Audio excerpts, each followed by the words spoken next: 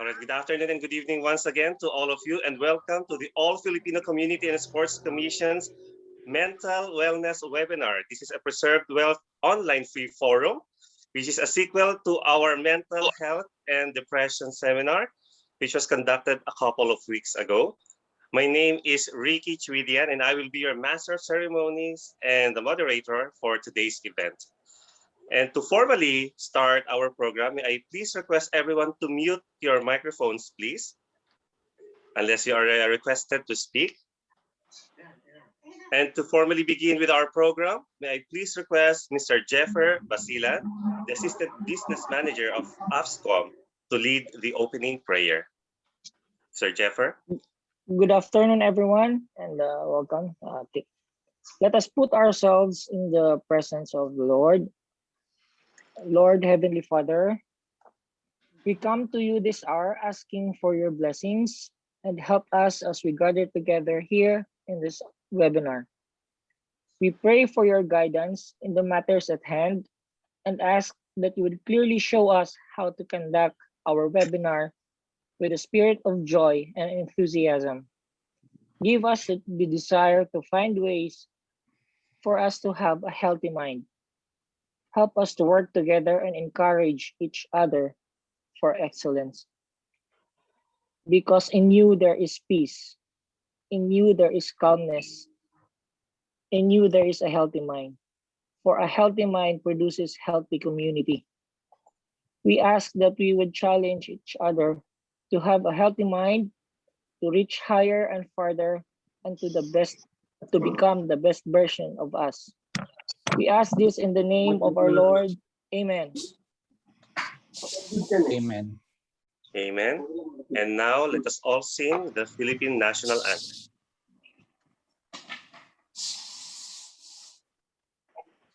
Dr. Rani.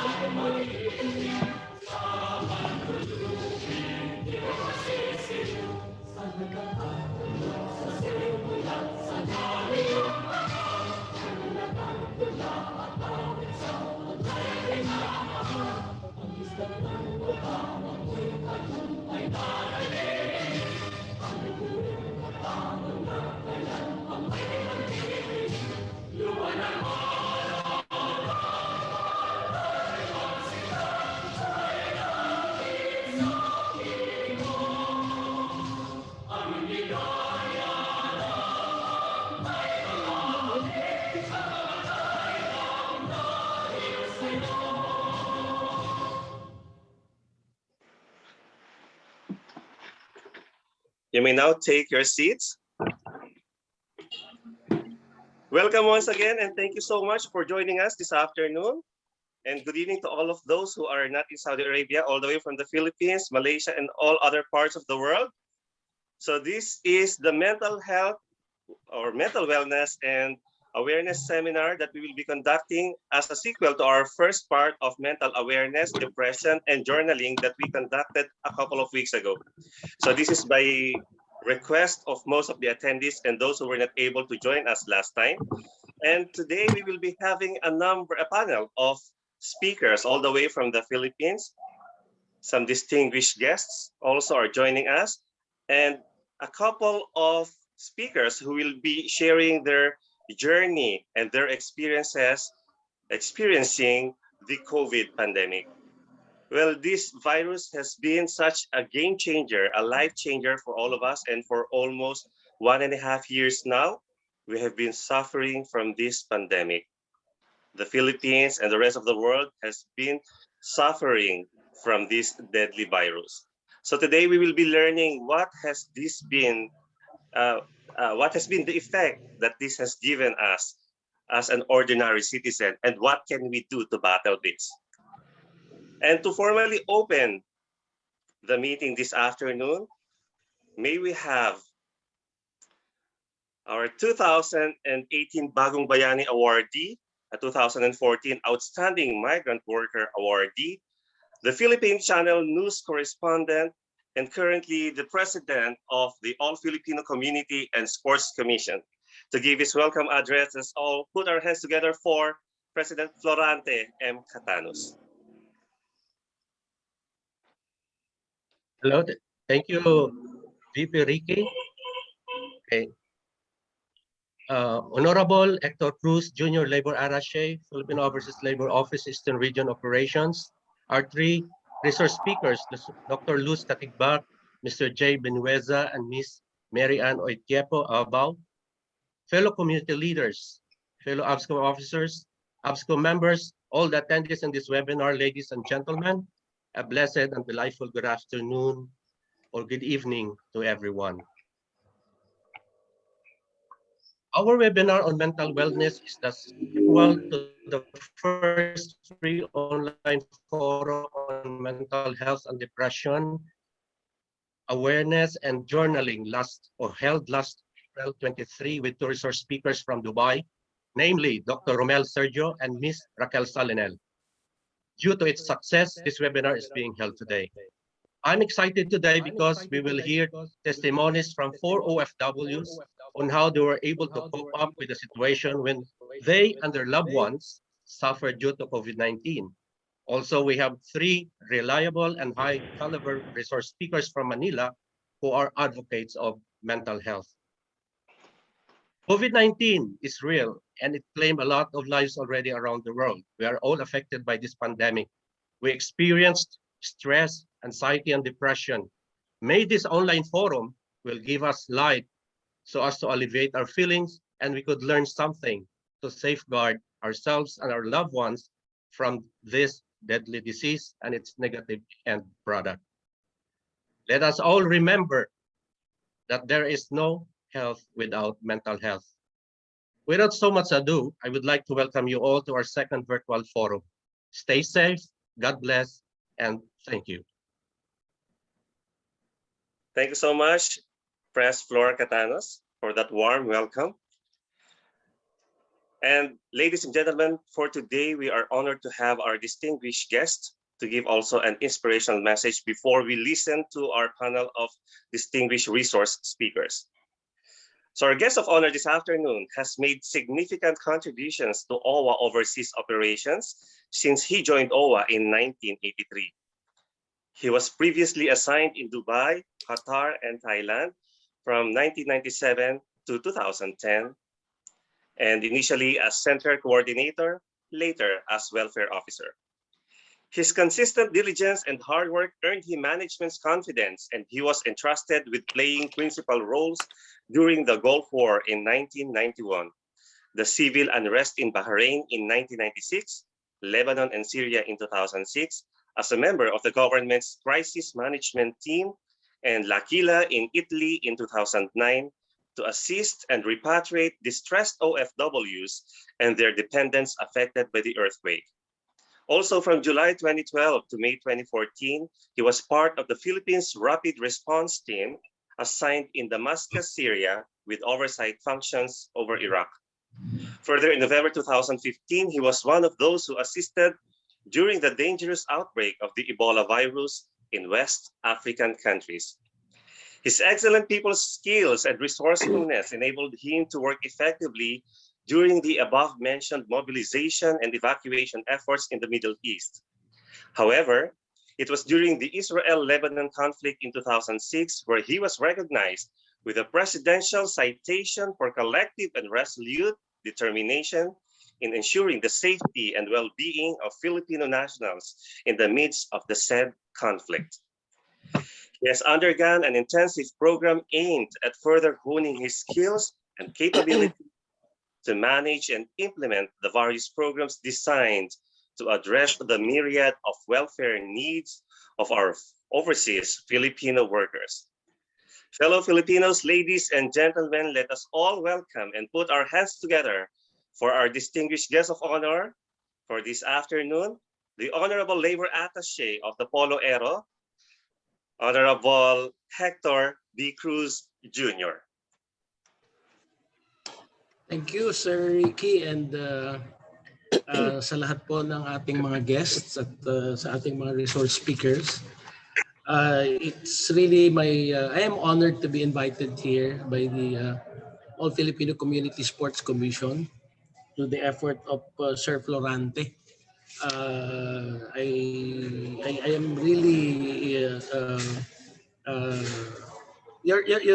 my attention was really caught by this webinar, and since there is I want to stress a very high level of importance and relevance. It's really true that I have been with many parts of the world assisting our OFWs.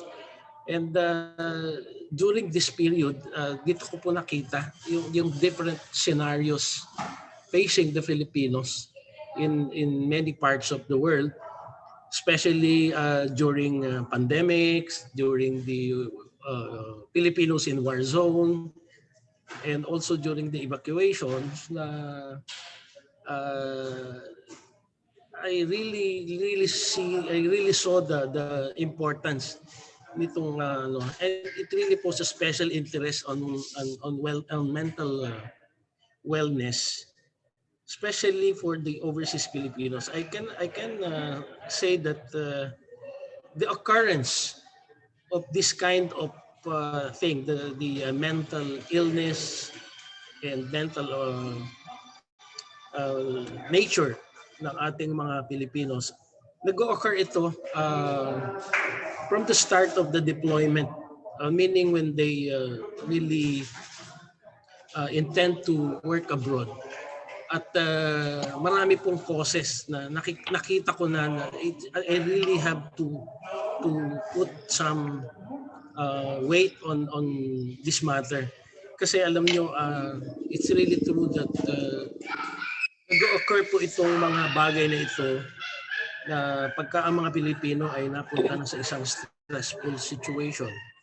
Now, it's better for us to address the stigma na nagkakaroon itong ating mga Pilipino as a result of mga causes. And some of those that I can identify ay of course the abuse, the physical health condition, the work environment.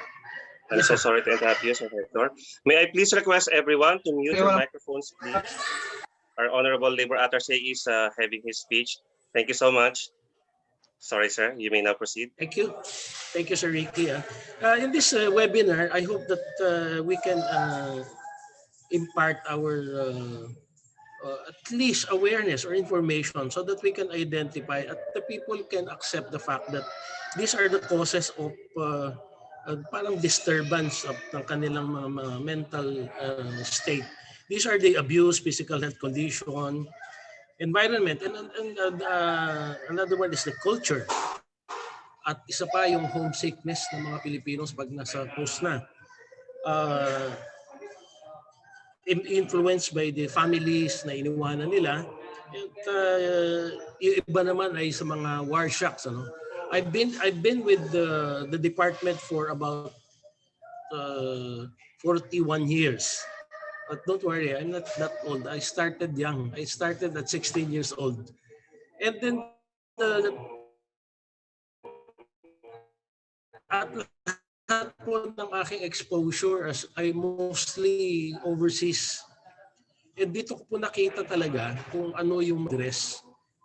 Especially now, we have this kind of worldwide pandemic. I want to say it, a different kind of pandemic like the Ebola when it nagkaroon ng outbreak sa Africa. And I was sent there as part of the Philippine Rapid Response Team together with about 10 doctors from the Ministry of Health. And we were able to see really the importance of assisting or having this kind of project like itong wellness. Kasi alam po ninyo, experience ko talaga na ang mga Pilipino pagka nasa abroad. For example, let's say war zone. Diyan po sa war zone, ang Pilipino ay hindi talaga uuwi unless masabugan yung harap ng bahay nila.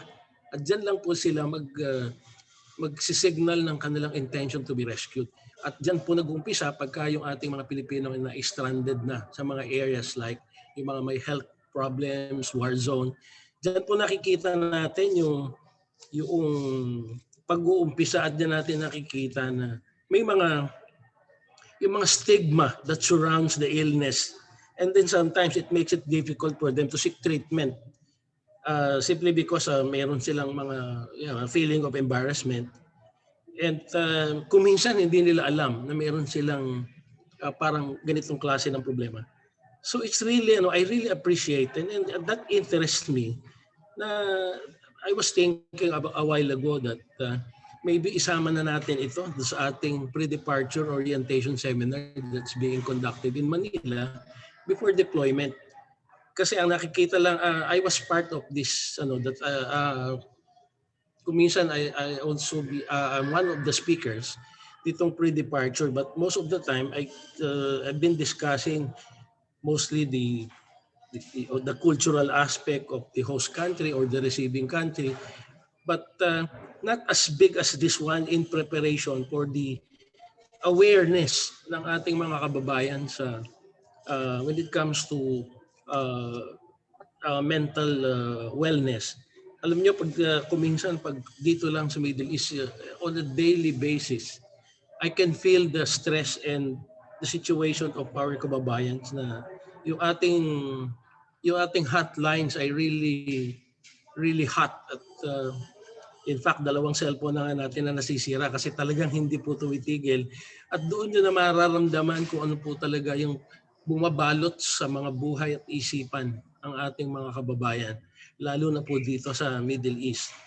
Not only the hotlines, but also in our emails and our FB page na kung saan ay siguro I can say it's about 90% na tumatawag, pumapasok ng mga concerns or all problems are ng ating mga OFWs. So, napakaganda po nito na sana ito ay maka-reach ng napakaraming Pilipino, as most especially sa buong Middle East, hindi lamang po sa ibang bansa. I was assigned also in Europe at napakaganda ng batas dyan, hindi kamukha ng mga restrictions dito sa Middle East. But still doon po sa Europe, nakaka-experience din po sila ng mga ganitong mga situation na mapapansin mo na lang na the stigma talaga na itong ganitong klaseng situation ay nandiyan.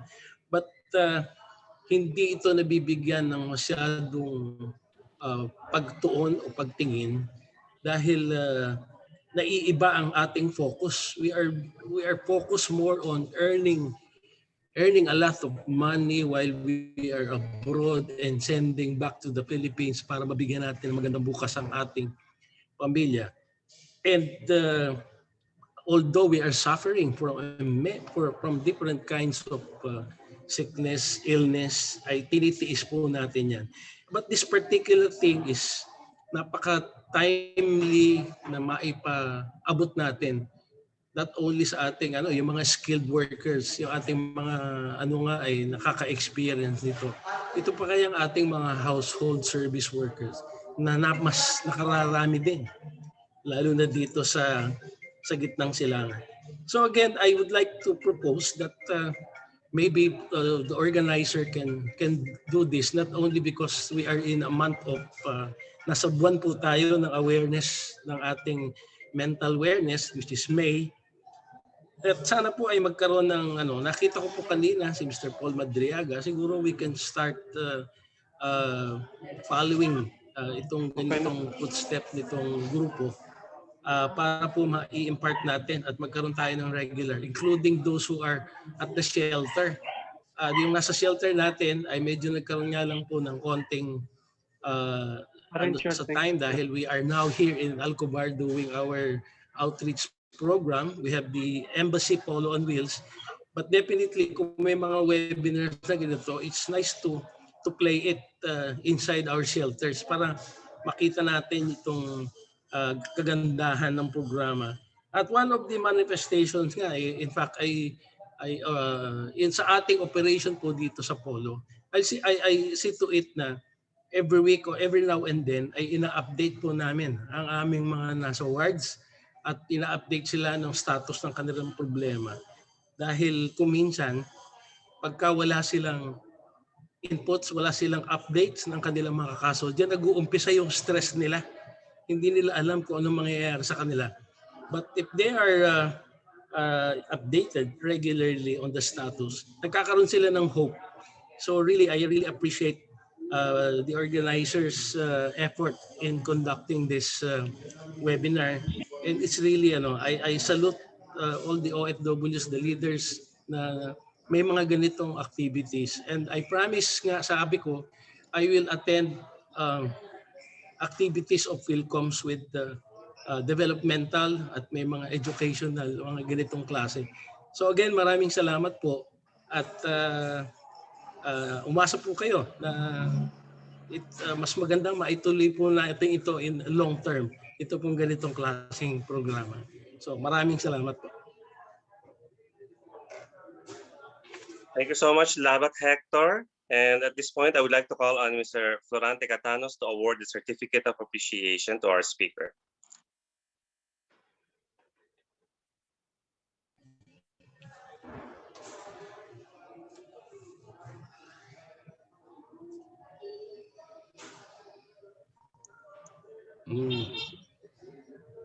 Nakikita, BP?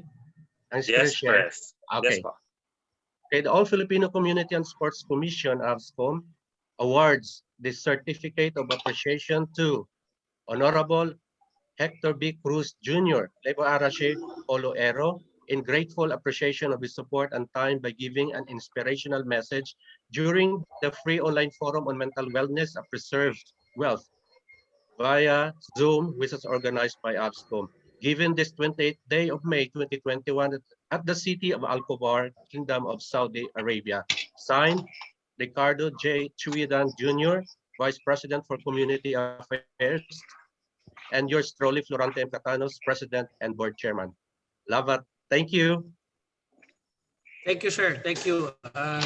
Umasa po kayo ng aking taus-pusong pagsuporta at pakikiisa sa inyo pong mga adhikain, lalo na po sa All Filipino Community Sports Commission at sa iba po pong mga PhilCom na nakasali at kasama natin sa ganitong adhikain. So maraming salamat po. Saludo. Yes, Labat, we will support all your projects and programs po dito sa Polo Aero. Thank you, sir. Thank you po, thank you. At paumanhin lang po at ako I really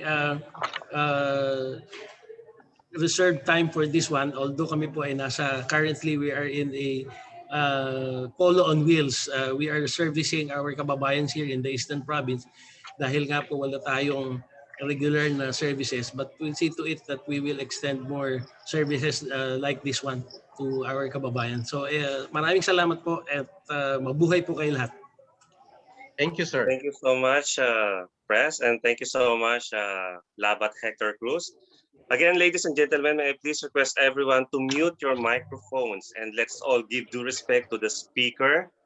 Okay, there's a lot of disturbance going on. I don't know if it's Labat's noise or everyone else, or anyone else. But I would like to request everyone to please give the necessary respect for the speakers. And as I mentioned earlier, we are going to have a number of speakers who will be giving their testimonies on their experiences on COVID-19. But before we listen to them, let us all please have an intermission number to be provided by one of PhilPop's talents. Let's all welcome, ladies and gentlemen, Ms. Francine Balani.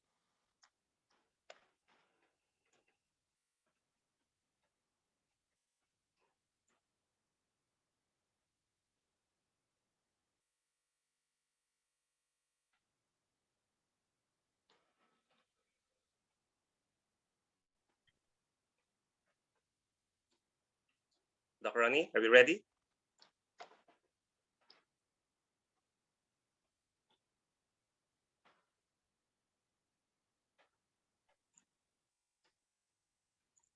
is Afscom.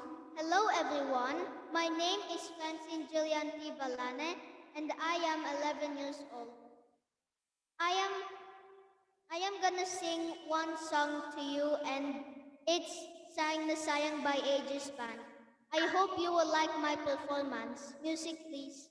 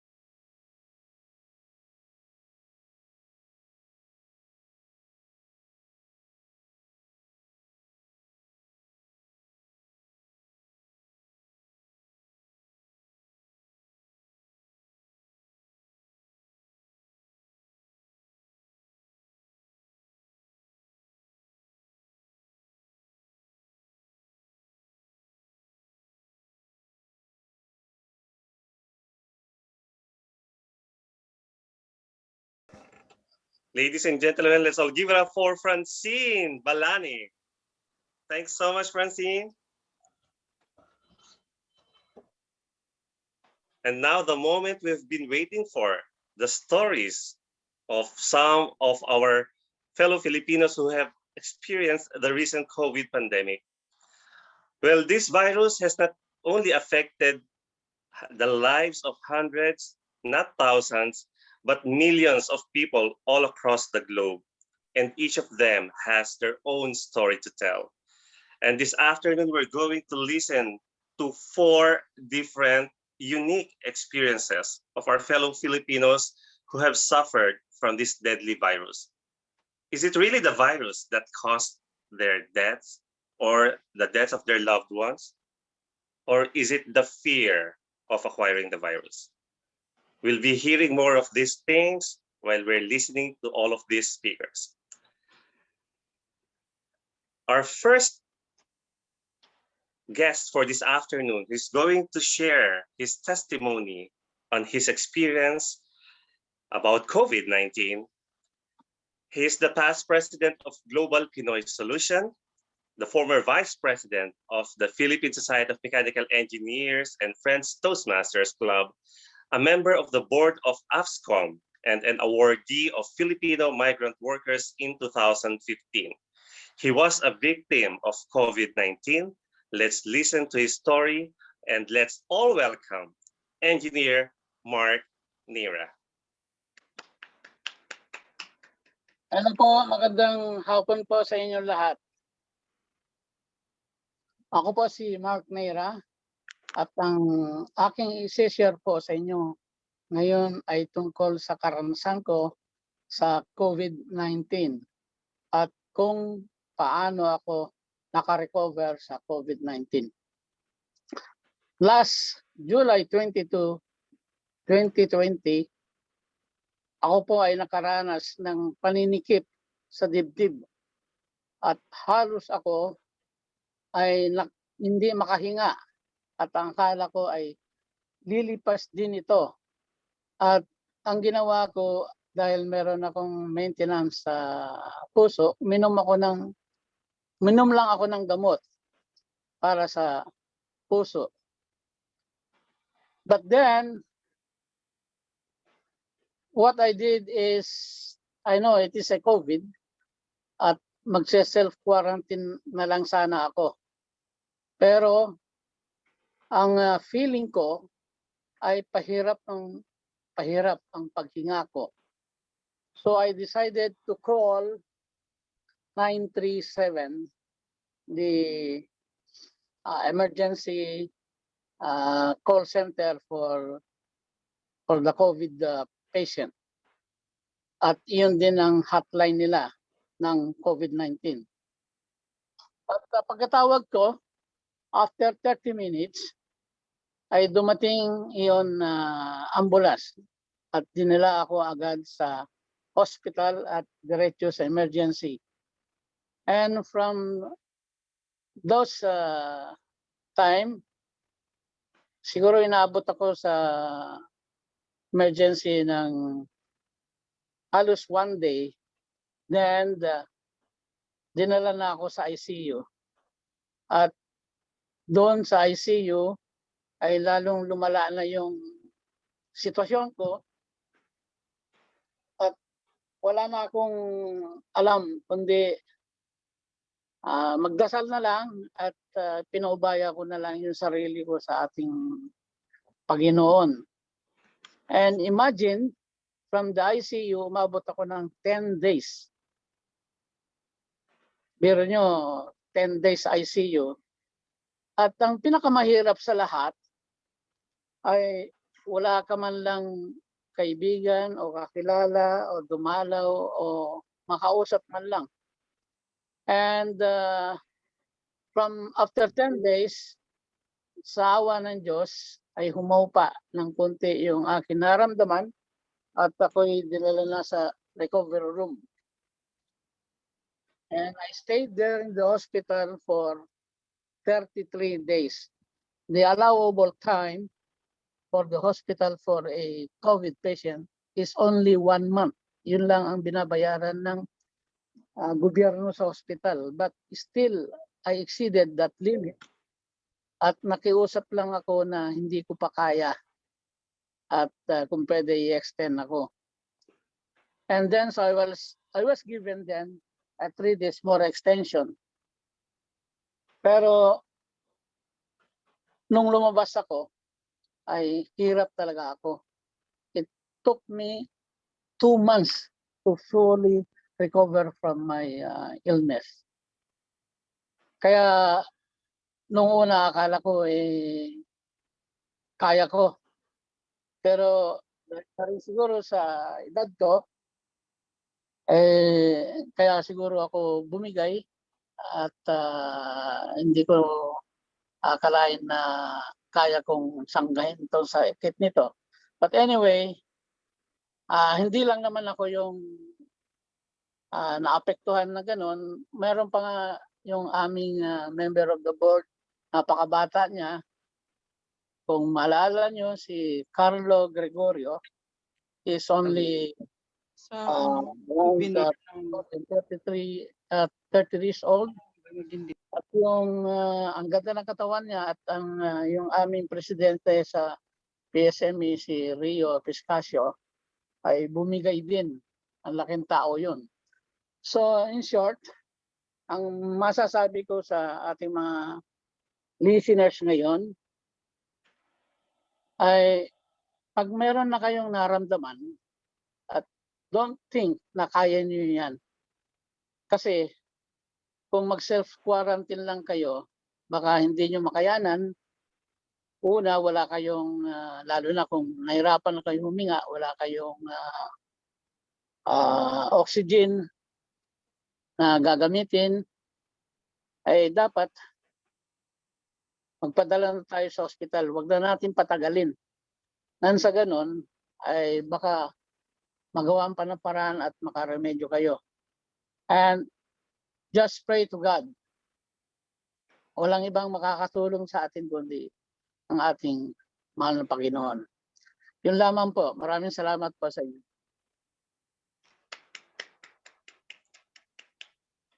Thank you so much po, Engineer Mark, Nira.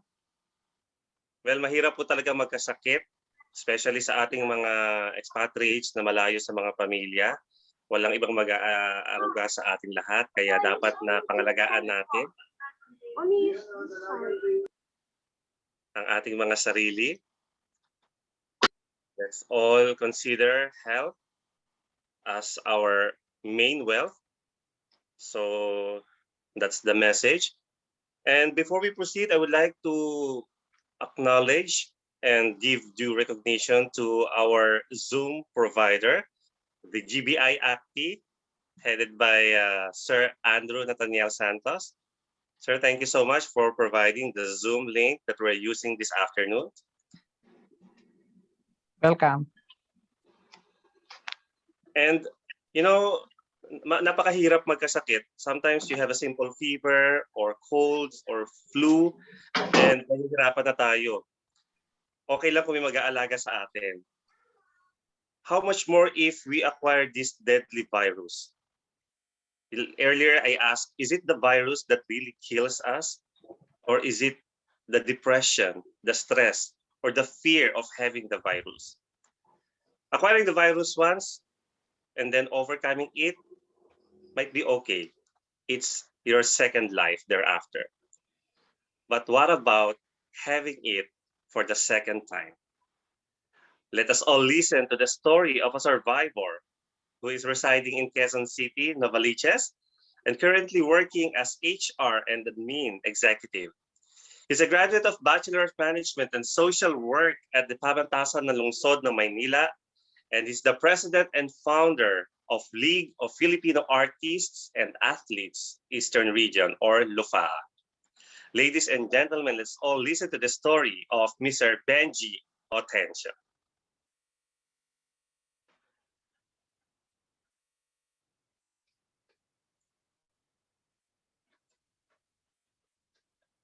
Sir Benji?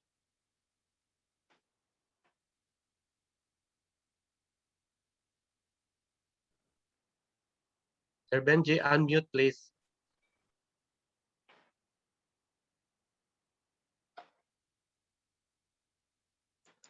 We cannot hear you, Sir Benji. Please unmute yourself. All right, unmute. All right, All sorry. right. We can All hear you right. now. Namihasang naka-mute. Naka-mute. All right. So, first of all, thank you very much, Avscom and Press Florante Catanos for inviting me over as one of the resource persons and our host, Vicky Chidyan. Okay, mga kababayan all over the world, the universe rather, hello sa inyong lahat. Yan. So, nice meeting you all here in this Zoom meeting. All right. So, o nga no, nakuha ko yung parang Grand Slam, nakuha ko na yung dalawang trophy ng COVID, no? Nakadalawa na ako. So, I really thank God. I really thank God. So, only thank God lang ang pinasasalamatan ko. At na-survive ako ng 2 beses. To God be the glory lang po talaga. And today marks my new life. Actually, my first year. Ngayong araw na to, 1 year ago, I was tested negative na from my quarantine facility sa Mercure Hotel. Okay, so paano ba ito nagsimula noong last year? Simulan ko muna noong last year, no? At May 15, madaling araw, gininaw na ako ng gininaw. Yan, May 15, gininaw ako ng gininaw.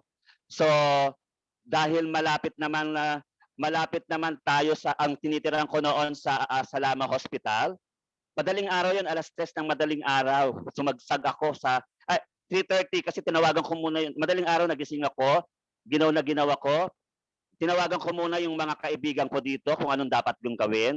So they advised me to go na directly sa Asalama. So pagpunta ko sa Asalama, I was kinuha nila yung temperature ko. It was 38.9. So ang taas na, no. So sabi ko, COVID na ba ito? So tinest nila ako kung ng COVID ba 'yon. So pinahupa muna nila yung aking temperature. So pinaalis nila ako nung nag-37 na yung temperature ko, pinauwi na nila ako. I was advised na mag-isolate. Ayun, pagdating ko ng bahay, tinawagan ko na lahat ng mga friends ko kasi sabi ko hindi na ako pwedeng lumabas, kailangan ko na po ng pagkain. Kasi sa mga nababasa ko, kailangan natin magpalakas through foods din, kailangan natin yan. Foods, pag tayong merong COVID, kailangan natin ng food. Kasi hihina ang ating immune system, sabi nila.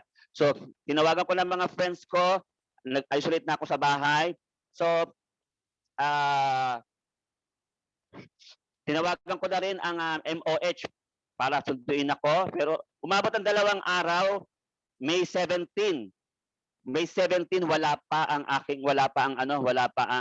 sundo ko sa Ministry of Health. So sa bahay, I was pressured na ako ng aking mga kasama sa bahay. Yung kulang na lang sipain nila ako sa bahay. Isa pa yun naging yung pressure dun sa accommodation mo kasi kasusundot lang kumbaga ng issue ng COVID. So takot pa yung mga kasama mo sa bahay, even yung katabi mong flat. Yung katabi yung flat ko noon was the flat holder. So sila yung nagpo-push sa akin. Parang umalis ka na dito sa bahay natin. Pumunta ka na, kahit sa hospital pumunta ka. So ganon ang naging pressure sa akin. So on that day, after 2 days kong matest, umalis ako ng bahay. Alas 7 ng gabi. Ano yun? Lockdown pa yun. Nagla-lockdown pa dito sa atin sa Eastern Region. Curfew yun. Wala akong magawa. Kailangan kong umalis ng bahay. Para akong kasi isip ko para akong Samuel Bilibid. Para akong yung pinandidirian doon sa bahay namin. Okay, sige. I consider that dahil it was a virus na hindi natin alam kung saan tayo dadalhin. Okay, nagpunta ako sa Asalama Hospital. Buti lang may sasakyan ako. Thank you sa akin sasakyan na sinervisyon ako sa kahit saan man akong hospital pumunta, no? So, punta ako sa Salama, hindi ako tinanggap dahil hindi daw sila nagtatanggap doon ng hindi daw sila doon nagtatanggap ng COVID by that time, puno daw. Okay, di-refer nila ako sa Almana. Pinabalik naman, sabi ng Almana, bumalik ka sa Salama dahil doon ka tinis ng negative, ng positive. Okay, pag hindi na pumunta doon, may nagsabi sa akin, punta daw ako sa Al-Habib. Okay, punta ako sa Al-Habib. So, hindi ko ininda ang curfew. Hindi ko ininda ang kung mahuli ako ng pulis. Kasi by that time, alas 6 ang curfew. So, alas 7, alas 8, nandun ako sa lansangan ako. Bahala na kung ako ay mahuli ng pulis. Sabi nila may penalty daw ang pulis. Okay, pag mahuli ka, in Jesus' mighty name, hindi naman ako nahuli. Hanggang makarating ako sa Al-Habib. Sa Al-Habib, hindi din ako tinanggap kasi hindi daw ako referred ng MOH. Kasi tapos kung mag-ano daw ako doon, mahal daw. Okay. So, inisip ko saan ako pupunta. Hindi ko na alam kung saan ako pupunta as COVID patient.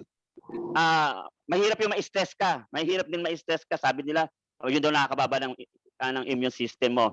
And I thank God, hindi ang ano ko lang noon was lagnat. I thank God hindi ako naramdaman yung hindi ko naramdaman doon yung shortness of breathing, yung tinatawag na SOB. Okay. Pagdating doon sa Al-Habib, tama-tama naman tumawag itong kaibigan ko na si Daisy Giar. Maraming salamat kay Daisy. Saka sa pamangkin niya dahil yung pamangkin niya inilakad ako sa Ministry of Health para makwarantine ako sa isang hotel. So, tamang-tama. Kasi hindi ko na alam kung saan ako pupunta, kung saan ako pupulutin after hindi ko na alam kung saan akong hospital eh. Tinawagan ako, pumunta na daw ako sa Mercure Hotel. Pumunta na daw ako sa Mercure Hotel dahil naka-schedule na daw ako doon para i-quarantine. Doon na daw ako And I thank God kasi ayun, nagkaroon ako ng direksyon. Nagkaroon ako ng direksyon as a COVID patient during that time. Okay, on my quarantine day, I thank God at lagnat lang ang at saka ang aking naranasan at on my fourth day while I was on quarantine sa hotel, nagkaroon ako ng diarrhea. Ayan, sumpot sa akin ay diarrhea. Ang diarrhea ay ayan ang sa akin, ayan ang nagbigay sa akin ng nanlalata ako. Diyan ako nanlata dahil 5 araw ako nagka-diarrhea. Okay? This is a part of my symptom. During my quarantine, wala akong tinawag kundi ang Panginoong Diyos. Siya lang ang tinataas ko. Wala akong ibang tinaas kundi ang Panginoong Diyos. Kasi hindi ko na alam kung kinabukasan, buhay pa ba ako? Hindi ko alam kung kinabukasan, may hininga pa ba ako? Kaya Panginoon Diyos lang ang kinapitan ko ng panahon na yun. Umaga, tanghali, gabi. Plus yung mga pamilya ko na nagbibigay sa akin ng lakas. Kailangan, lagi nilang sinasabi sa akin, huwag kang magpapa-stress. Kasi pagkakaroon ng stress, ayan ang magpapa-immune system, makakahina ng immune system sa'yo. And I thank God, hindi ko inisip yun, hindi ko siya inisip na mayroon akong COVID. Wala akong COVID. Ayan, pinalagay ko sa isip ko. And siyempre, yung mga pagkain na kailangan kong kainin sa hotel, ang mga na-provided naman doon ay mga Arabic at saka Arabic and Indian food. And salamat sa mga kaibigan natin sa Filipino community na nagpadala sa akin ng mga food all throughout. Maraming salamat. Dr. Molina, Ronnie Molina, salamat. President Flor Catanos, maraming salamat sa mga pinadala niyong pagkain sa akin. Ito palakas ito sa akin. Hindi ko po makakalimutan yun habang ako ay nabubuhay. Ayan. Panginoon lang. Plus, during that time ng quarantine ko, ang sabi nila, mag-suob ka. Okay, all throughout, nag-suob ako yung 3 times a day to kill virus. Lemon, luya, at saka honey. Ayan, take it. I think Mercury at they provided me sa aking mga pangangailangan doon. Plus yung mga kaibigan ko pa sa community, yung mga friends ko dito na nagpadala sa akin ng mga gamit na dapat gamitin para makapagluto ako, makapagpainit ako ng tubig. Okay, thank you very much sa inyong lahat. Okay. And I thank God. Panginoon lang talaga po ang aking tinatawag sa araw-araw. Siya ang ating sandigan, siya ang ating great provider. Okay. Quarantine ng aking though after 10 days nag-negative ako, pero umabot pa ako ng 22 days. Yung inubo ko, tinreat pa nila. So pero hindi na daw yung part ng aking COVID dahil negative na ako. Pwede na akong lumabas pero gusto kailangan ano pa yung ubo ko. Pero after 22 days, pinalabas na nila ako sa quarantine dahil ano na daw, sa bahay na lang daw ako magpagaling ng aking ubo. Alright. So after ko noon, eto na, ang post-effect ng COVID. Ang post-effect ng COVID sa akin, from time to time, meron akong kailangan kong humagod ng malalim. Nagkaroon siya ng post-effect dito sa aking lungs na pag konting pagod ko lang, hinihingal na ako. Yung dating nakalakad ako ng 5 kilometers, 1 kilometer pa lang, hingal na ako. Wag lang ako magbuhat ng konti. Meron ng effect na nangyayari dito sa aking paghinga. So ayan po ang naging post-effect sa akin ng COVID. Okay, after 1 year, after 9 months, ito po ang second COVID ko. Medyo wala na po, konting-konti na lang yung post-effect sa akin na medyo dito sa aking lungs.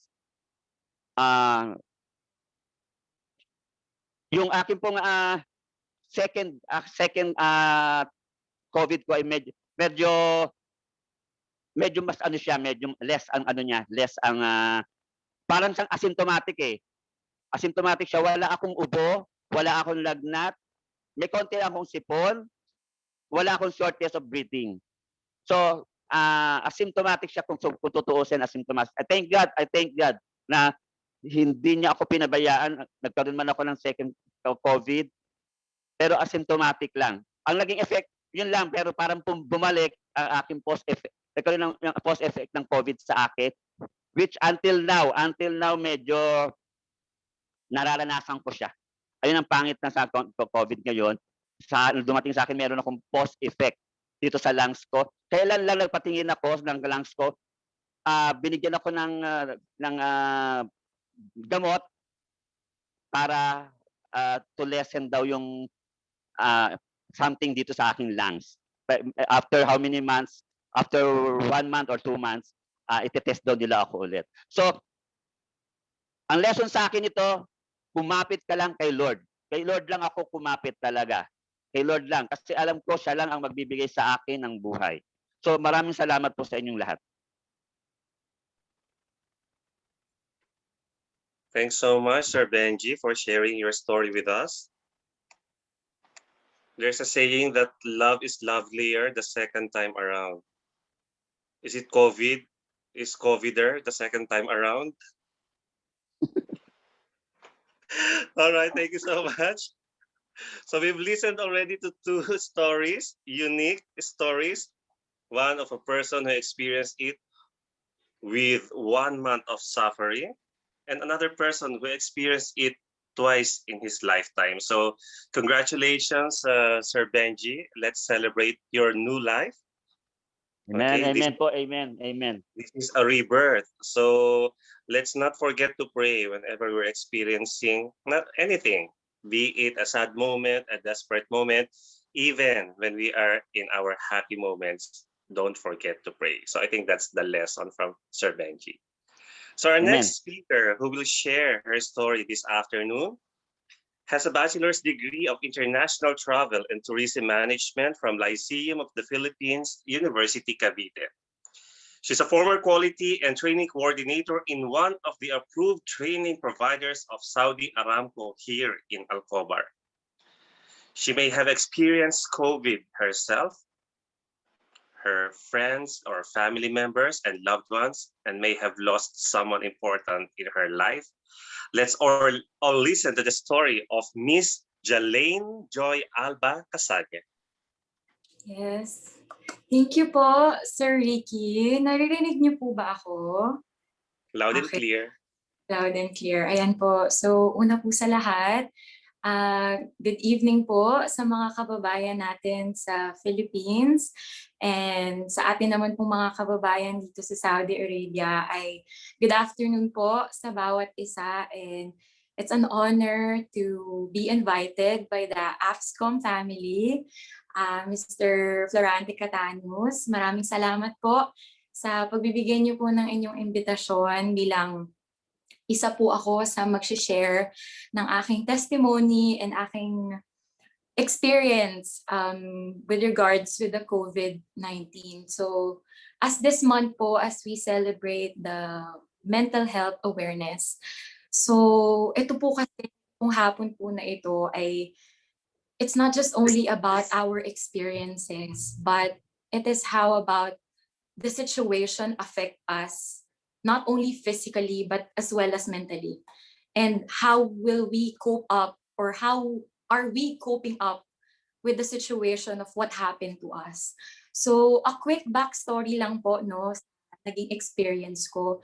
So as this afternoon po, I believe na lahat po kami ng mga magbabahagi ay we have different situations, or we've experienced different scenarios during our COVID experience. And as much as I say po, it's not really pleasing.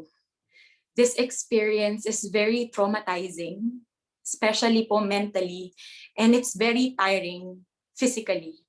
So, hindi ko na po siya siguro ganung i-detalye, but my whole family was affected po ng COVID-19. It was first my dad and my mom. So nandito po kami sa Saudi Arabia. Ayan po sa mga kababayan natin na nasa Pilipinas. Kaming apat po. It's my dad, my mom, ako po, at ang aking kapatid. So we are 4 in the family. And ang una pong nagka-COVID sa amin ay both my parents, which is my dad and my mom. And it was just last month. So sa totoo lang po, it's still very fresh, and the shock is still there po sa amin. And when my dad was sent in the hospital, siya po ay nailagay sa ICU. And then after 2 days po, my mom was brought in the hospital as well. Sa KFU po ito. And my mom was also sent in the ICU. So dito po, we all know the setup dito po sa Saudi Arabia na mahirap pong kumilos kapag, especially po kapag dependent ka ng magulang mo, ay mahirap pong kumilos. So after that, nag-decide po ako na sabihin sa parents ko, dahil ako po ay pumapasok pa rin sa aking trabaho, na I have to take the swab as well for the safety of my colleagues sa opisina. So we decided, and then nung lumabas po yung resulta, I was positive, and my sister. So it was 4 of us. But sa kabutihan po ng Diyos ay we are asymptomatic during that time. So kami po ay sinabihan na we should have a home quarantine for at least 2 weeks until we recovered. And then if we experience, or kung may maramdaman man po kaming any symptoms dahil po kami ay asymptomatic, magpadala kami sa ospital. So that time, it was just my sister and I dito po sa aming bahay. And ako po ay nagpapasalamat sa Panginoon dahil that time, the Lord made me strong dahil ako po yung eldest. And it is really hard po seeing both my parents that is in the ICU.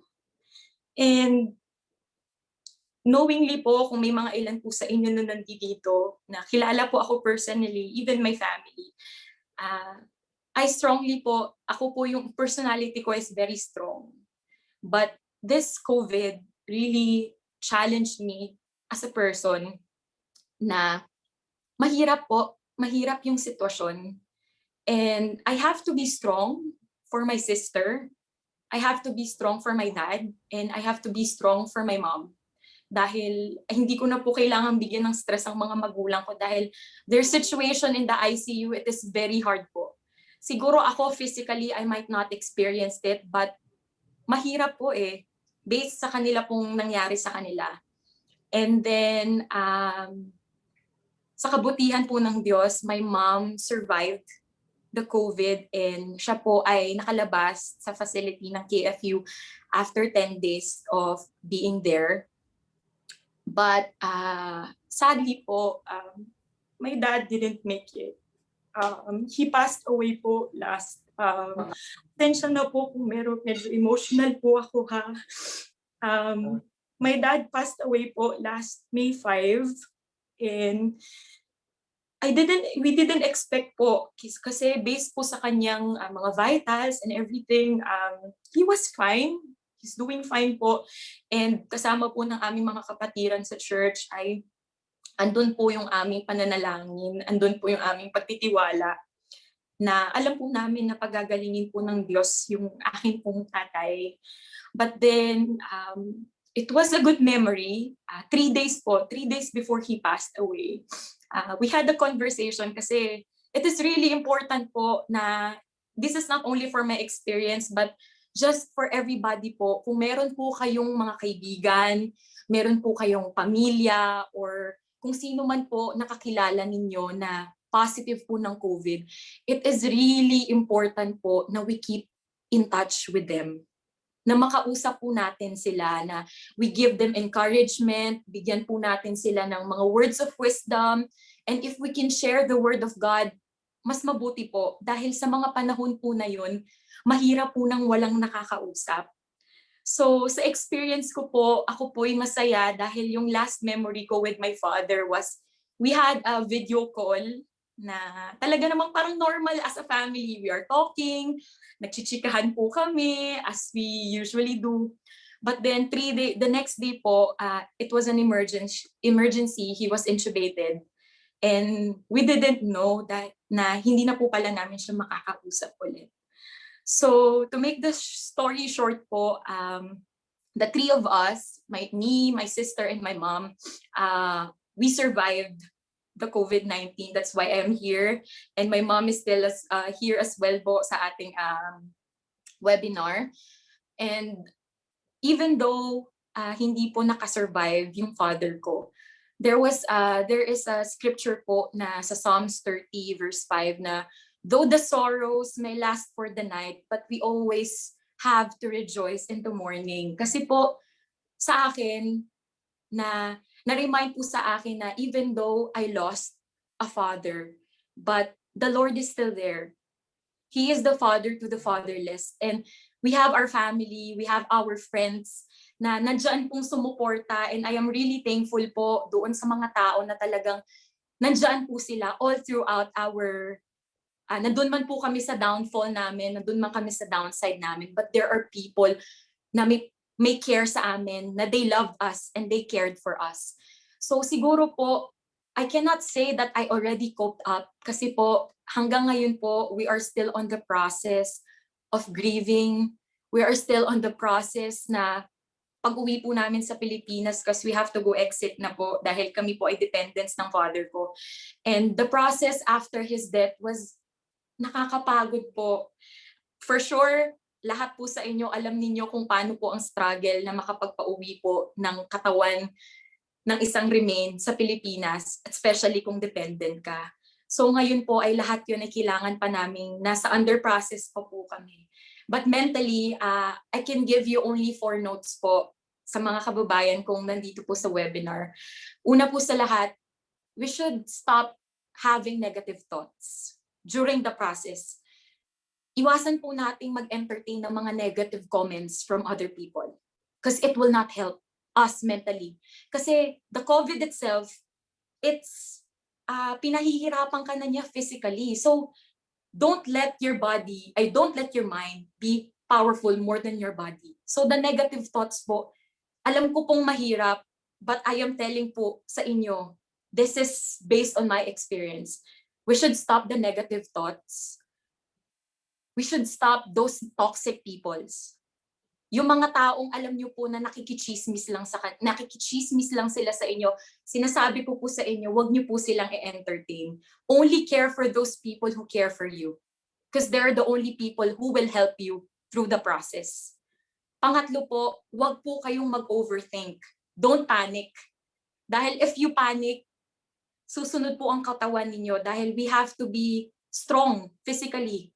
Kailangan natin kumain ng malakas, kailangan natin kumain ng mga healthy foods, intake tayo ng makakatulong sa ating immune system. And lastly po, trust in the Lord.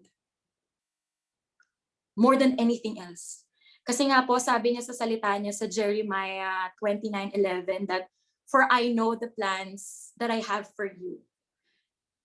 This is the plans that will not harm you, but it will always prosper you." So even though ganito po yung nangyari sa amin, me and my family, we will still rejoice dahil po my father is not in pain anymore and he is already with our Creator. So kahit kami na lang pong tatlo, we have to move on and kami po ay sumang-ayon sa kung ano po yung plano ng Diyos sa amin. And I hope po this is a wake-up call sa bawat isa na nandito po, that COVID-19 is not a joke. And we should take good care of ourselves and as well as our spiritual life. Kasi po sa mga panahon po na yon, wala po tayong ibang kakapitan kundi yung pananampalataya lang po natin. So maraming salamat po sa inyong lahat and maraming salamat po sa pakikinig and to God be the glory po. God bless po sa inyong lahat. Thanks so much, Ma'am Jelaine. You know, it takes courage to share a story as fresh as yours, and I hope that everyone will really put into their minds to be in touch with those people around them who are infected by the COVID virus. And I hope that we all follow strictly the health protocol, especially yung mga nasa Pilipinas. Actually, marami pa rin pasaway. So, ang mga health protocols po niyan ay ginawa para sa kapakanan nating lahat. Hindi po yan for fashion sense only. So, at least wear mask, face mask kapag lalabas kayo, and proper hygiene, very important. And whenever you feel already that you might have a symptom or two of COVID-19, don't hesitate to have it checked right away. You never know, kaya ng sinabi ni Ma'am Jelaine na baka mamaya ikaw ay isang carrier na ng virus, okay, na asymptomatic. And you might not want to be that person who caused someone's infection or worse, death. So thanks so much, Ma'am Jelaine. I hope your story will inspire our audience this afternoon. Before we proceed to our last and final person to share her testimony, maybe we would like to interrupt the presentation of the speakers with another special song number.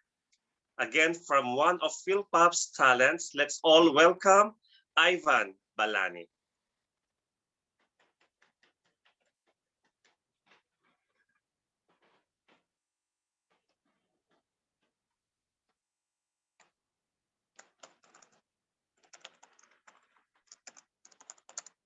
Dr. Ronnie, take it away.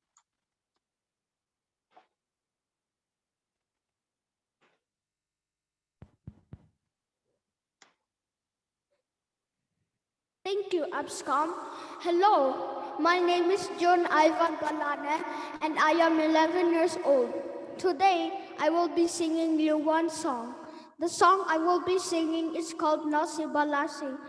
It was sung by Sampaguita, but popularized by Janine. I hope you enjoy it. Music, please.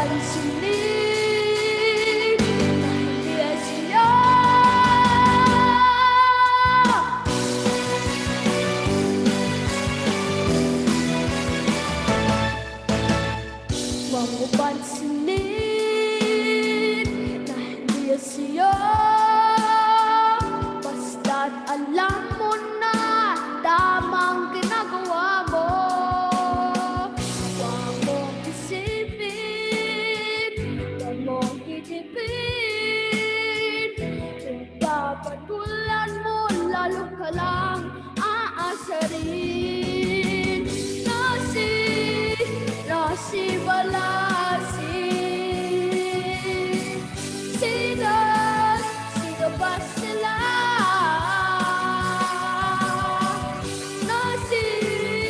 Nasibalasi.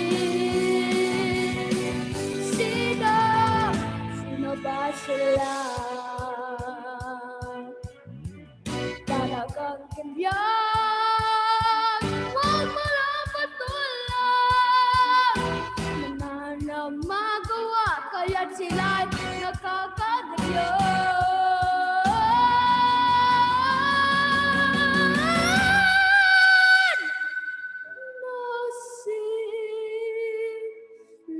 Nasibalasi.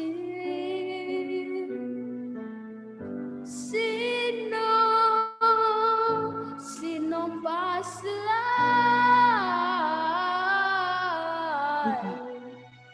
Nasibalasi.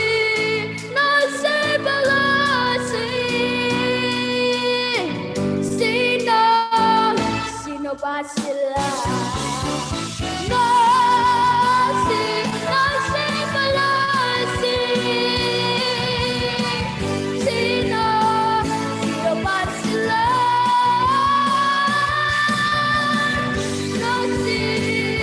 Nasibalasi.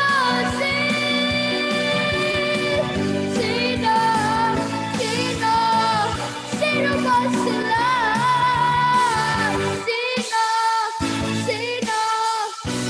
Sino?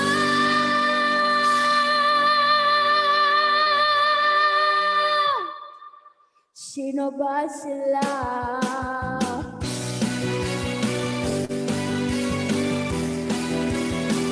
Sino ba sila?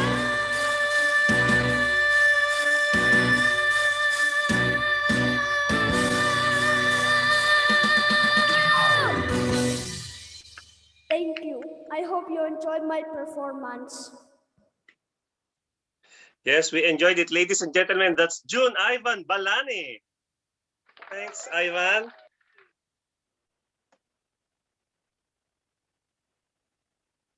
And now going back to our speakers, we'll be having the last and final speaker who will share her story on the experiences of COVID pandemic. So she's a dentist and works at Ram Dental Clinic, married with 2 adorable sons. She's an active community leader and volunteer, a member of numerous Filipino community organizations in the Eastern region, and currently holds the position of treasurer in the All Filipino Community and Sports Commission. How is it like to juggle between work and taking care of your family who is under the COVID virus? Let's all listen to the story of Dr. Rona Montenegro Sansona. Oh, thank you very much, Sir Ricky. Magandang gabi po sa nanonood sa Pilipinas at magandang tanghali dito sa KSA. It is really an honor and privilege to be part of this webinar to show care to others and sharing my experiences. Coronavirus is an unexpected guest that really changed our lives financially, emotionally, and psychologically. I am one of the frontliners continue serving during this pandemic. I am here now sharing my experience not being a patient infected with Corona-19 virus, but a mother and a wife took care with my family who have been infected this coronavirus. My husband got infected from his office last October 2020. We are so blessed that we have friends who took care of our 2 sons. They have to be away from us kasi maliit po yung house namin. So we need proper isolation po. My husband and I stayed in our house. My husband struggled depression during the quarantine. Though marami pong mga friends ang nakikipag-usap sa amin, telling him what he needs to do, giving him support and to keep him healthy. So lahat po ng mga experiences ng mga friends namin, ginawa namin lahat ng mga dapat namin gawin. Sinubukan po namin. But then, dumating po yung time na na-depress po siya. He struggled depression during the quarantine because yung fear po niya na ma-infect ako. Dumating po yung point na nag-give up siya noong time na na-experience na niya yung frequent coughing and difficulty of breathing. Naiisip po kasi niya, every time na mag-cough siya, nandun si virus na pwede po na makuha ko at ako yung ma-infect. Parang hindi niya po kasi ma-imagine na ako yung magkakasakit. Ayaw niyang ma-experience ko yung nararamdaman niya. So nandun po yung anxiety niya at gusto na niya mag-give up. Every time po nalalapit ako sa kanya, andun yung stress. Yung makita niya pa lang ako, parang ano po, yung nagagalit siya. Kasi ayaw niya na parang feeling niya kasi pag lumapit ako, ano din may infect na din ako. So ayaw niya nang kumain, ayaw niyang inumin yung gamot niya. And then, kahit po yung water, ayaw na niya. Ang naririnig ko lang po sa kanya, nagsasalita siya, yung parang pong, ang tingin ko kasi noon parang nagdidelirio kasi di ko na po siya maintindihan Kasi alam ko lang po, every time nalalapit ako, nagagalit siya. Pero parang naisip ko, kung hindi ako gagawa ng time, ng way nung time na yon, parang something will happen na pagsisisihan ko or hindi kaya. Hindi po namin makakayanan. Kaya nilapitan ko siya, sinabihan ko siya na pag hindi ka bumangon dyan, aalisin ko yung mask ko, aalisin ko yung PPE ko. Kailangan natin itong harapin. So you have to wake up, kailangan labanan niya. So doon po yung time na narinig niya ako na bumangon siya, parang siguro yun yung na-realize niya na kailangan niya talaga na to face at saka lumabag po dun sa struggle na nararamdaman niya. So, nadala po namin siya sa hospital, hindi ganun kadali kasi ni-refuse po kami doon sa mga hospitals na pinuntahan namin dahil daw po sa protocol na din ng MOH. So, naisip namin ano pa yung pwede naming way na gawin. Yung friend po namin na Saudi, tinawagan namin siya madaling araw, sinamahan niya po kami doon sa hospital sa KFU. And then, timely po talaga kasi sabi ng doctor, he really needs medical care na po. That time po nung nasa hospital siya, so nagpa-test na po kami mag-iina para magkasama-sama na kami. But unfortunately po, yung youngest son ko got infected. Symptomatic po siya, may fever, hindi po siya nakakaamoy at walang panlasa. Kailangan na naman namin mag-isolate kaya nag-decide po ako mag-rent ng apartment for proper isolation. Yung eldest ko po at saka yung brother-in-law ko, they stay po dun sa bahay namin. We are in the apartment at ang sakit po na marinig yung mga anak mo na takot sila to face this away from us. Di ko po sila mayakap kasi kahit gusto kong sabihin sa bunso ko na andito lang si Mami, hindi po ako makalapit sa kanya kasi para hindi po ako ma-infect at maalagaan ko din po sila. Pero with the new technologies po, it really helped us to keep in touch to each other. Thankful po ako na they have been through this positively. The time na ma-discharge naman po yung husband ko, yung eldest son ko naman po, at saka yung brother-in-law ko got infected with symptoms din po. So 1 month, more than a month po kami na nag-struggle with this virus. And alam nyo po, nagtatrabaho din ako kasi ang company namin, hindi nila ako, nung nalaman nila na negative ako, kailangan ko pong i-treat yung mga patient ko kasi nobody will see them. Wala rin pong ibang doctors talaga na pwedeng tumingin ng mga patients ko. So yung pakiramdam ko po noong time na yan, ako si superwoman na meron akong shield kasi 5 times ako nagpa-test, negative po ako. Tapos feeling ko po I have the wings and power to sustain the needs of my family. We have surpassed all of these challenges po dahil sa mga taong nagmamahal at nag-motivate sa amin at nagbigay ng support. Nagbigay po sila po yung nag-prepare ng pagkain namin from breakfast, lunch, snacks, and dinner po. Sila din po yung nag-alaga sa mga anak namin at nagbigay po ng mga needs namin and continue to pray na malampasan namin ang mga pagsubok po. Kaya with these challenges po, na-realize ko po na naging malapit kami kay God. Naging malapit kami kay God. It's parang hindi po niya kami siguro. There are some ways na talagang parang kampante kami. Kulang kami sa communication sa Kanya. So parang He touched our heart with this situation na you need to be connected with the God. So yun po yung na-realize ko po that time. Mas naging solid po yung family namin at mga kaibigan namin. We are really felt so loved and blessed during this time.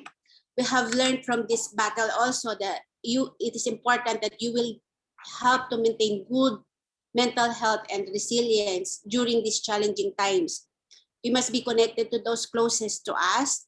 Our strengths from supporting each other and reaching each other.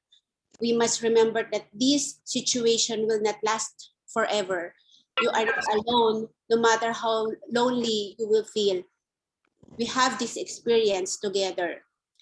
Nandyan pa po ang virus, part of our lives. Kaya we want to share din po na mas madali tayong makaka-recover if we will do the breathing exercise. Kasi yun po yung kasi na-share nung doctor sa husband ko na talagang nakatulong sa kanya.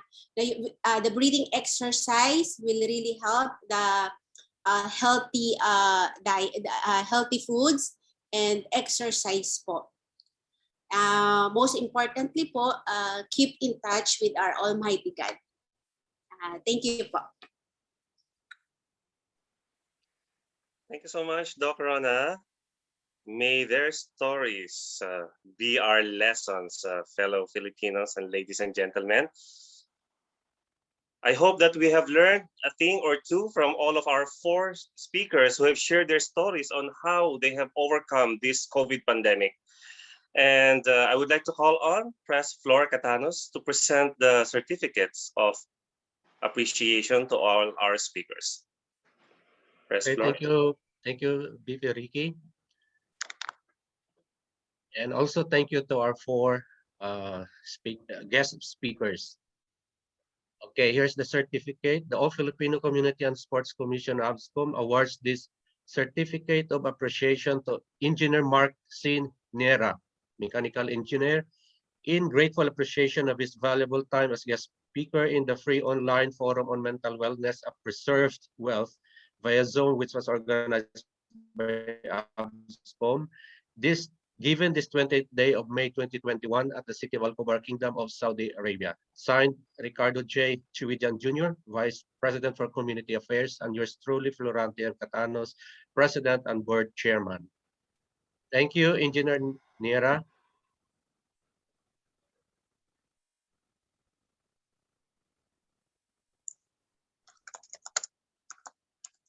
Okay, same certificate with the same text is awarded to Mr. Benji G. Atencio, President and founder of League of Filipino Artists of the Philippines. Sir Benji, thank you. Thank you po. You're always welcome po. Thank you, sir. And also another certificate with the same text is awarded to Miss Jelaine Joy A. Casania. Thank you, Miss Jelaine. Thank you, Mr. Flor. And last but not the least, to Dr. Rona M. Sonsona. Thank you, Doc. This is your certificate. Thank you po. Thank you po. Okay. Okay, BP, back to you. Thanks so much, Press, and thank you once again to all our 4 speakers. And now the moment we've all been waiting for. Let's all welcome our panelists for this afternoon who will be sharing their wisdom on some vital topics that are important this time of the pandemics. So our first resource speaker has a Bachelor of Science degree in psychology and a Master of Science in guidance and counseling. She's the guidance counselor of De La Salle College of St. Benilde in Manila and is a mental health advocate. To talk about the topic on mental health continuum, let's all put our hands together for Miss Mary Ann Uchepo Abao. Hello po. Good evening. Good afternoon. Yeah, good afternoon there in Saudi. So, please allow me to share my screen. Yan po, okay. Kamusta po kayong lahat dyan? So, Thanks for ayan. coming. Mabuti po. Okay, sige po. So I would like to share in brief. So this will be very brief so that we can have time for questions maybe later if you have. So allow me to share this. So who among you have heard about the mental health continuum? Anyone who has heard about the mental health continuum? So um, So again, just call me Yani na lang po. No? So just please refrain from taking photos of the slides as the content is copyrighted from various references used. No? So okay, so first let's just define mental health, although I know that you know this already. So when we say mental health, it is a state of well-being in which the individual realizes his or her own abilities. So first, do you know what you can do? What are your abilities? So if you do, that's part of mental health and can cope with the normal stresses of life. So when we say counselors like us, no, guidance counselors, we actually deal with students who has problems, daily life problems. But now, no, pati depression, no, although we don't diagnose, but yun, no, nakikita na po namin siya. No? So, pero usually po, normal stresses of life, kayang-kaya natin yan on our own, di ba? Then can work productively and sorry yung aso ko po, medyo nag-ano siya kasi dumating ang aking husband. Mag-hi ka muna sa kanila. Ganito po talaga ang work from home. Hello po! Good evening! Medyo ano siya pag may dumadating. Ayan. Okay. Don't bark, Wanda. Daddy's there already. Okay. Sige. And also can work productively, fruitfully, and is able to make a contribution to his or her community. No, so if you can still do these things, no, so this marks your good mental health. But dahil sa pandemic, no? So the mental health and the pandemic. So they say that our mental health issues, meron talaga tayo, all of us. Kahit kaunti lang, kahit parang period lang, no? So all of us, we have mental health issues. And it just needs one strong trigger, no? Para magkaroon ng depression, yung clinical one. No, pero although merong depression na meron tapos mawawala lang siya after yung kasi nalungkot ka, may loss, no. Pero if it's for a long time already, that could be clinical depression. No, so they say whatever you have, no, whatever mental health issue you have, nang wala pang pandemic, pagdating ng pandemic, it became worst. So, and that's very sad to hear. So, hearing the stories of Miss Jalaine Bacanina and Miss Rona and Sir Mark and si Sir, I forgot the name of the other sir. Um, oo, grabe yung pinagdaanan nila no sa pag ikaw nagkaroon ka ng COVID, they say it's not only a physical fight, it's actually a mental thing, no? Lalabanan mo siya with your mind. Nagagaling ako. um, merong tutulong sa akin. Parang gano'n, no? So it's not just addressing the symptoms or any of the things that you feel physically. So, and the pandemic has worsened any mental health issue. That's why maraming nahihirapan nowadays. No, so, and also, we have to wear mask. And it's prolonged. No, especially here in the Philippines, sobrang prolonged na po talaga. Ang quarantine namin, marami na kaming queue na naranasan. No, hindi ko po alam dyan sa Saudi kung kamusta po ba dyan, nag-i-ease out na po ba yung restrictions. Pero dito po, although nag-i-ease out, pero hindi pa rin kami kampante. No, so, everyday wearing of mask and face shield. No, so, this is the mental health continuum. Maliit po siya, pero this is not the one I will discuss with you. But this is the original mental health continuum. So, you may want to research on this more para makatulong sa inyo. This is from the Working Mind Canada. So, the mental health continuum tells us that um, we are not always mentally well at all times, no?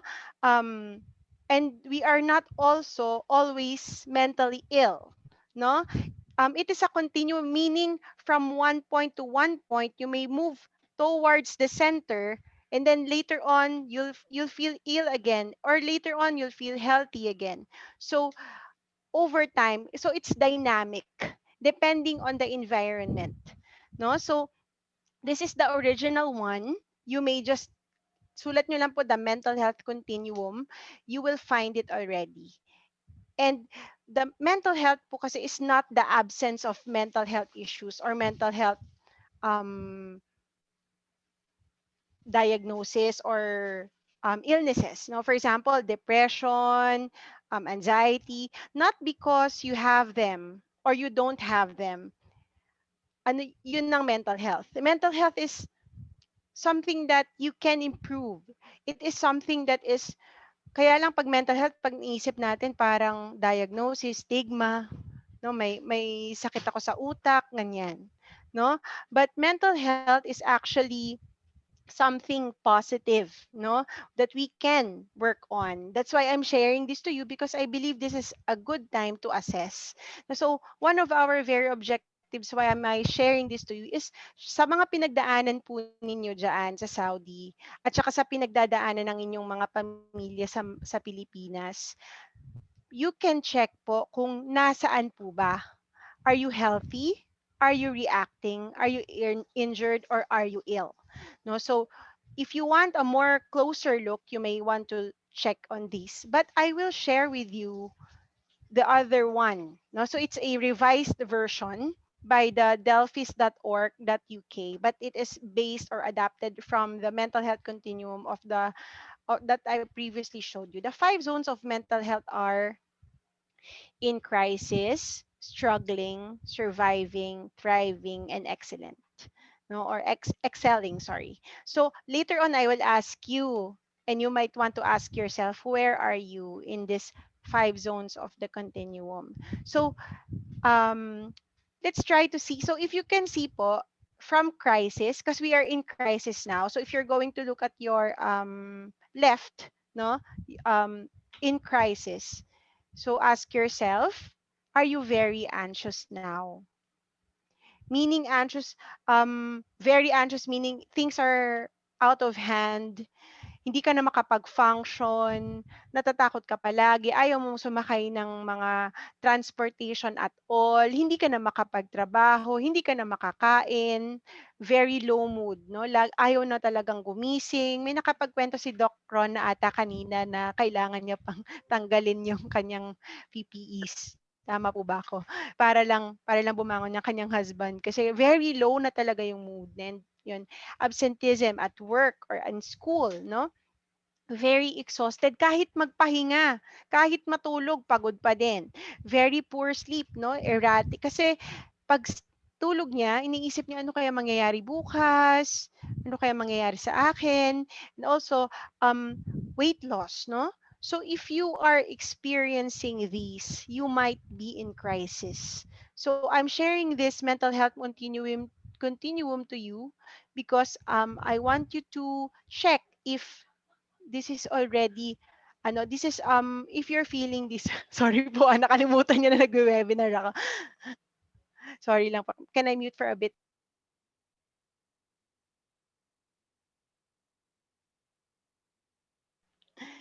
Ayan, no? So, also, if, or if you are anxious but not very anxious, may fears ka, no? Ibig sabihin, anxious ka, may takot ka, pero lumalaban ka pa din. You still try to sumasakay ka pa din sa mga transportation, you still go out of the house, but you're anxious. You feel low, but not very low. Tired. Poor performance in school or at work. You feel like I'm no longer the person who I saw before. No? Poor sleep and poor appetite. You might be struggling. No, you might be in the struggling zone. And then if you are worried, nervous, irritable, sad, or you're having trouble sleeping, distracted, withdrawn, you might be surviving. At least you're surviving. But you have something that you feel na parang may mali na. Parang hindi ako ganun ka at peace, no? So you're just surviving. And these three things most probably, if not all, would be what we are experiencing. Kahit all walks of life yan, no? Mayaman, mahirap, bata, matanda. I'm sure ito.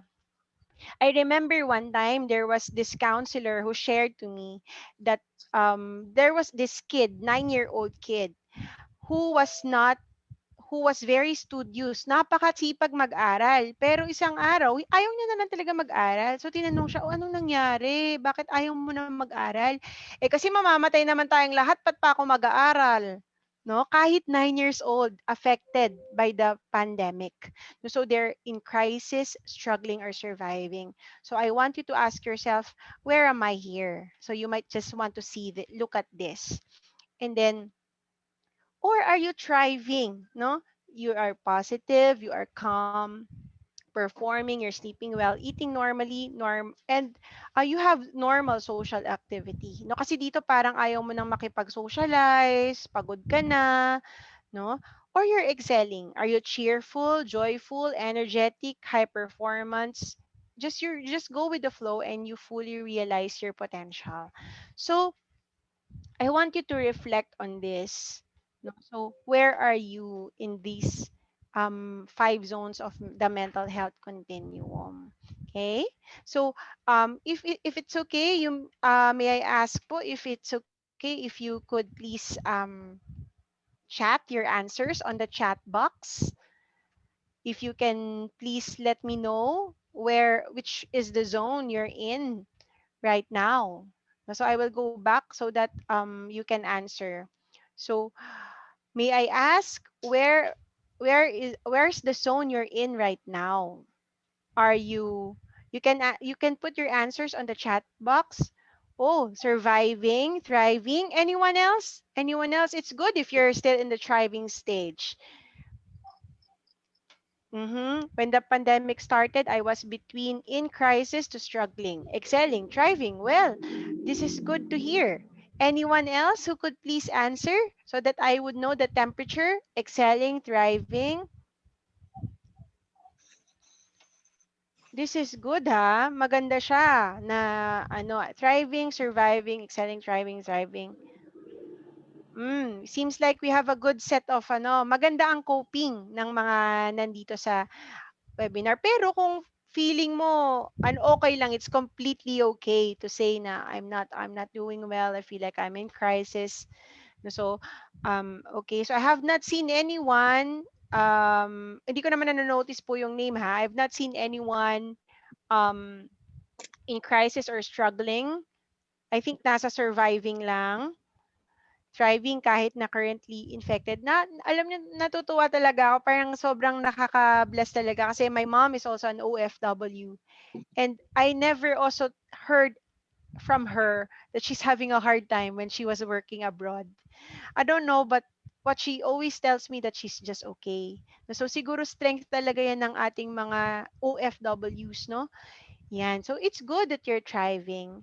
No? So if this is the case po, I would like to share with you what you can do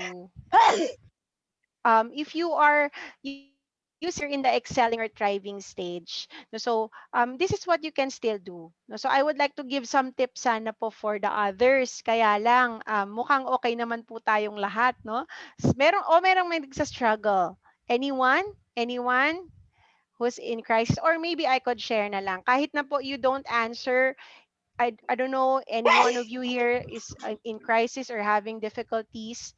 I could like share na lang po sa inyo what you can do, no, if you are in crisis. For those who are in crisis, this is the time to seek medical attention or seek consultation as needed.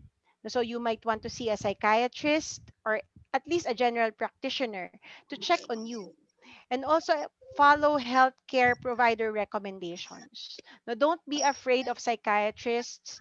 They will help you, or psychologists, to cope up with this. Now, and also regain physical and mental health, meaning eat well, sleep well. They say there are 10 tips to regain your mental health, and that's eat, sleep, eat, sleep, eat, sleep, eat, sleep, eat, sleep. No, so yun lang po, dalawa lang. Ulit-ulitin mo lang yun, no? Kapag hindi ka okay, recharge ka lang. Also, for those who are struggling, these are my tips for you. Identify and understand own signs of distress. What's distressing you? What is the source? What's the trigger? Saan nanggagaling yung nararamdaman mo? Saan nanggagaling um, yung mga signs and symptoms na ikaw ay anxious na or depressed or tired? Now, for example, you are tired already. You might want to get some good sleep, or relax, or maybe eat something yummy, no, ganyan. And also, so if you're surviving, you're worried, nervous, so there's a little bit of a not so good feeling in you. So, um you may want to recognize limits. O baka nag-overwork ka na po or baka nag-overhelp ka na din, no? So like, wala nang natira sa'yo, pagod ka na palagi, kaka-extend ng self mo, walang mali sa pagtulong sa iba. Pero pag nauubos ka na, later on, helping will not be a happy thing for you anymore, no? So, and also, identify and minimize stressors. No? So, you might want to, for example, if it's your husband or your wife who stresses you, then mahirap yun. No? Or your children kasi kasama mo sila. But at least have some time alone with yourself siguro. That would help. And also engage in healthy coping strategies. No? So some might engage in smoking or alcohol. No? So although in moderation, it's fine. So you might want to go for healthy coping strategies like going for an exercise, for a walk, or reading, or planting, no? Yoga. Ano pa ba? Marami kayong alam ko po na kung ano yung magandang way, no? Kaya lang miss hindi naman kami makalabas because there's still pandemic. But I'm sure cooking, there's so many things that you can do, having a pet at home, no? So I hope that you can do such things. And also get adequate food, rest, and exercise. So, although if we are here, if we are in the better side of the continuum, we're thriving and excelling, there I also have some tips for you. So, focus on task at hand. No, don't overwork. No, kumbaga kung ano yung nasa present moment, na yun yung gawin, and just acknowledge whatever you feel. If you feel, oh, there's pain here, or there's anxiety here, or I'm happy, there's happiness here, acknowledge that and don't judge it. Like you say, dapat hindi ako masaya ngayon kasi nagsasuffer nga ang lahat eh. You acknowledge that I am happy, acknowledge that I am blessed and I'm joyful. Now that could help. Break problems into manageable chunks, no? So, unti-unti, wag yung sobrang lahat ng problema sa isang upuan kailangan magawa. And identify and nurture support systems. Like this one, this is a good support system actually, no? So, thank you po sa organizers nito, and maintain a healthy lifestyle. No, so, I don't know if you have questions or when will be the question and answer, but um, I just share this with you so that you will be able to check yourself kung nasaan ka na ba at ano ang pwede mong gawin. And it's just good to see that most of you are in the excelling, surviving. But if you have a family member in crisis or struggling, you may want to consider having them checked and giving them social support and encouraging them also to seek help. So that's all. Thank you very much po. Thanks so much, Mamiani. Ladies and gentlemen, how about a big hand for our first speaker, Mamiani? Yes, Thank you we'll be po and having a welcome. question. Yeah, we will be having a question and answer portion at the end of the three speakers. Yes. And now, for our second speaker of the day, we have with us a Bachelor of Arts major in philosophy and minor in languages. He's a Master's of Arts in Educational Management holder, the principal of De La Salle College of St. Benilde, Manila, and also another mental health advocate. Ladies and gentlemen, let's all welcome to talk about mirroring care in the time of pandemic, a co-missioning. Let's all welcome Mr. J. A. Binueza.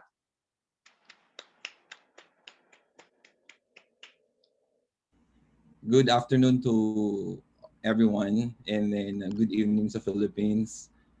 Thank you for inviting me, Sir Florante, and the entire team of Avscom. Okay, it is my pleasure to be able to share. I may not be an expert, but the best ability of my knowledge, I guess. So allow me to share and start my presentation.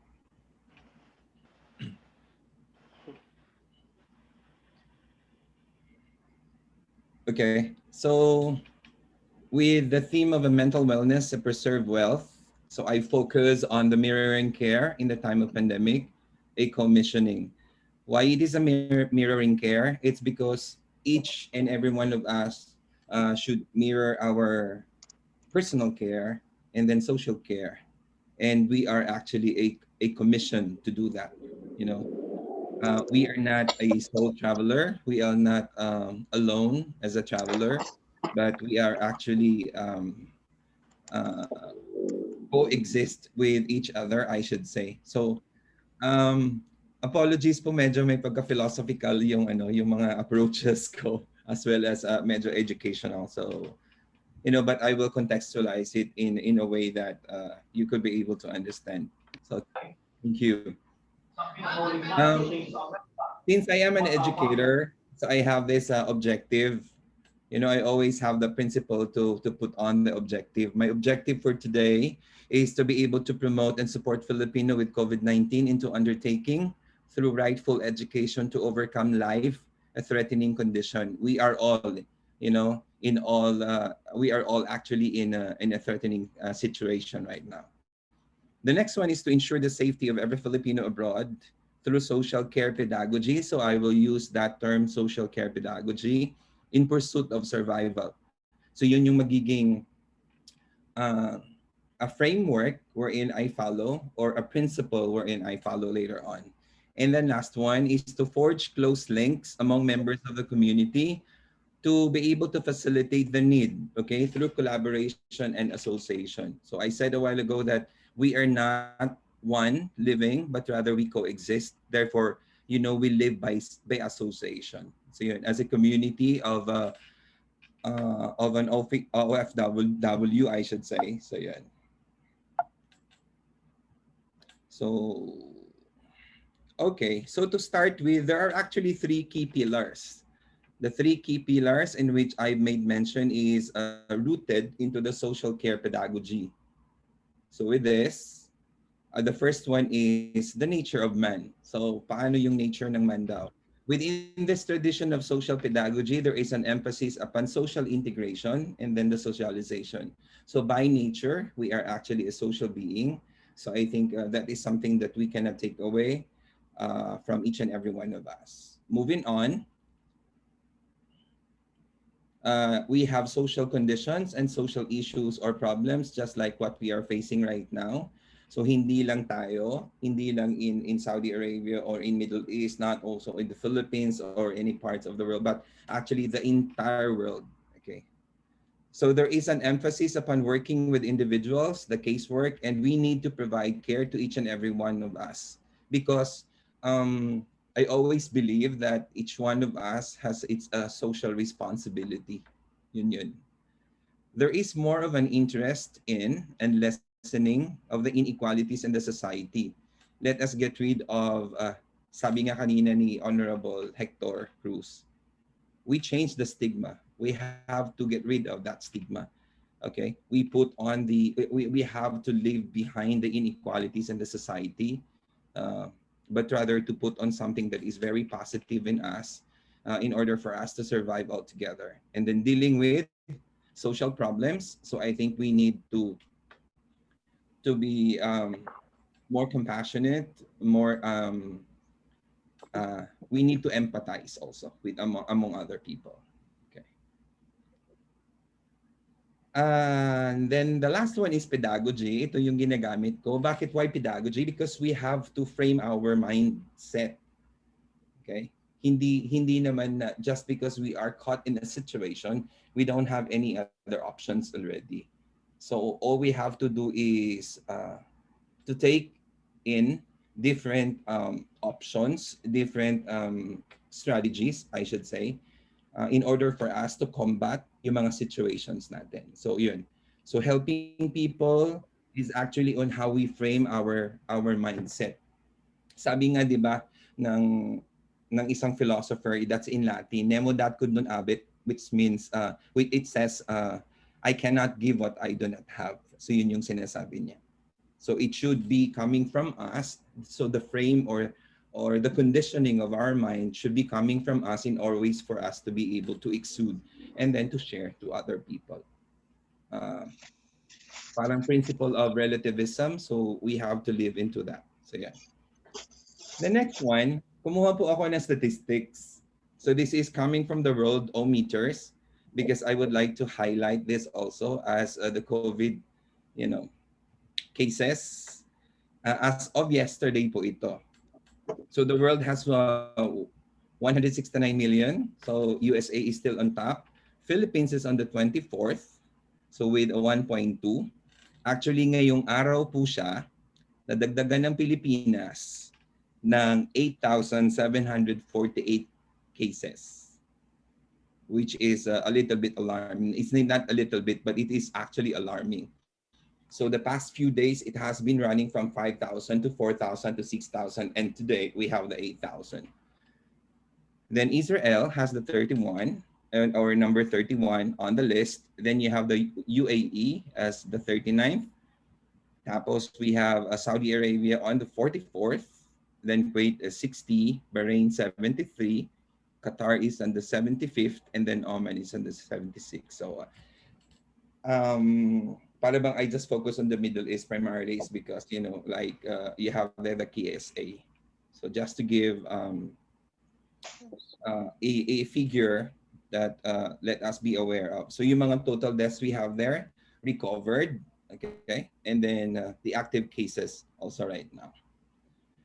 Then, just to give you an overview in the Philippines kasi the COVID-19 vaccinations in the Philippines, so hindi ko alam kung how it is being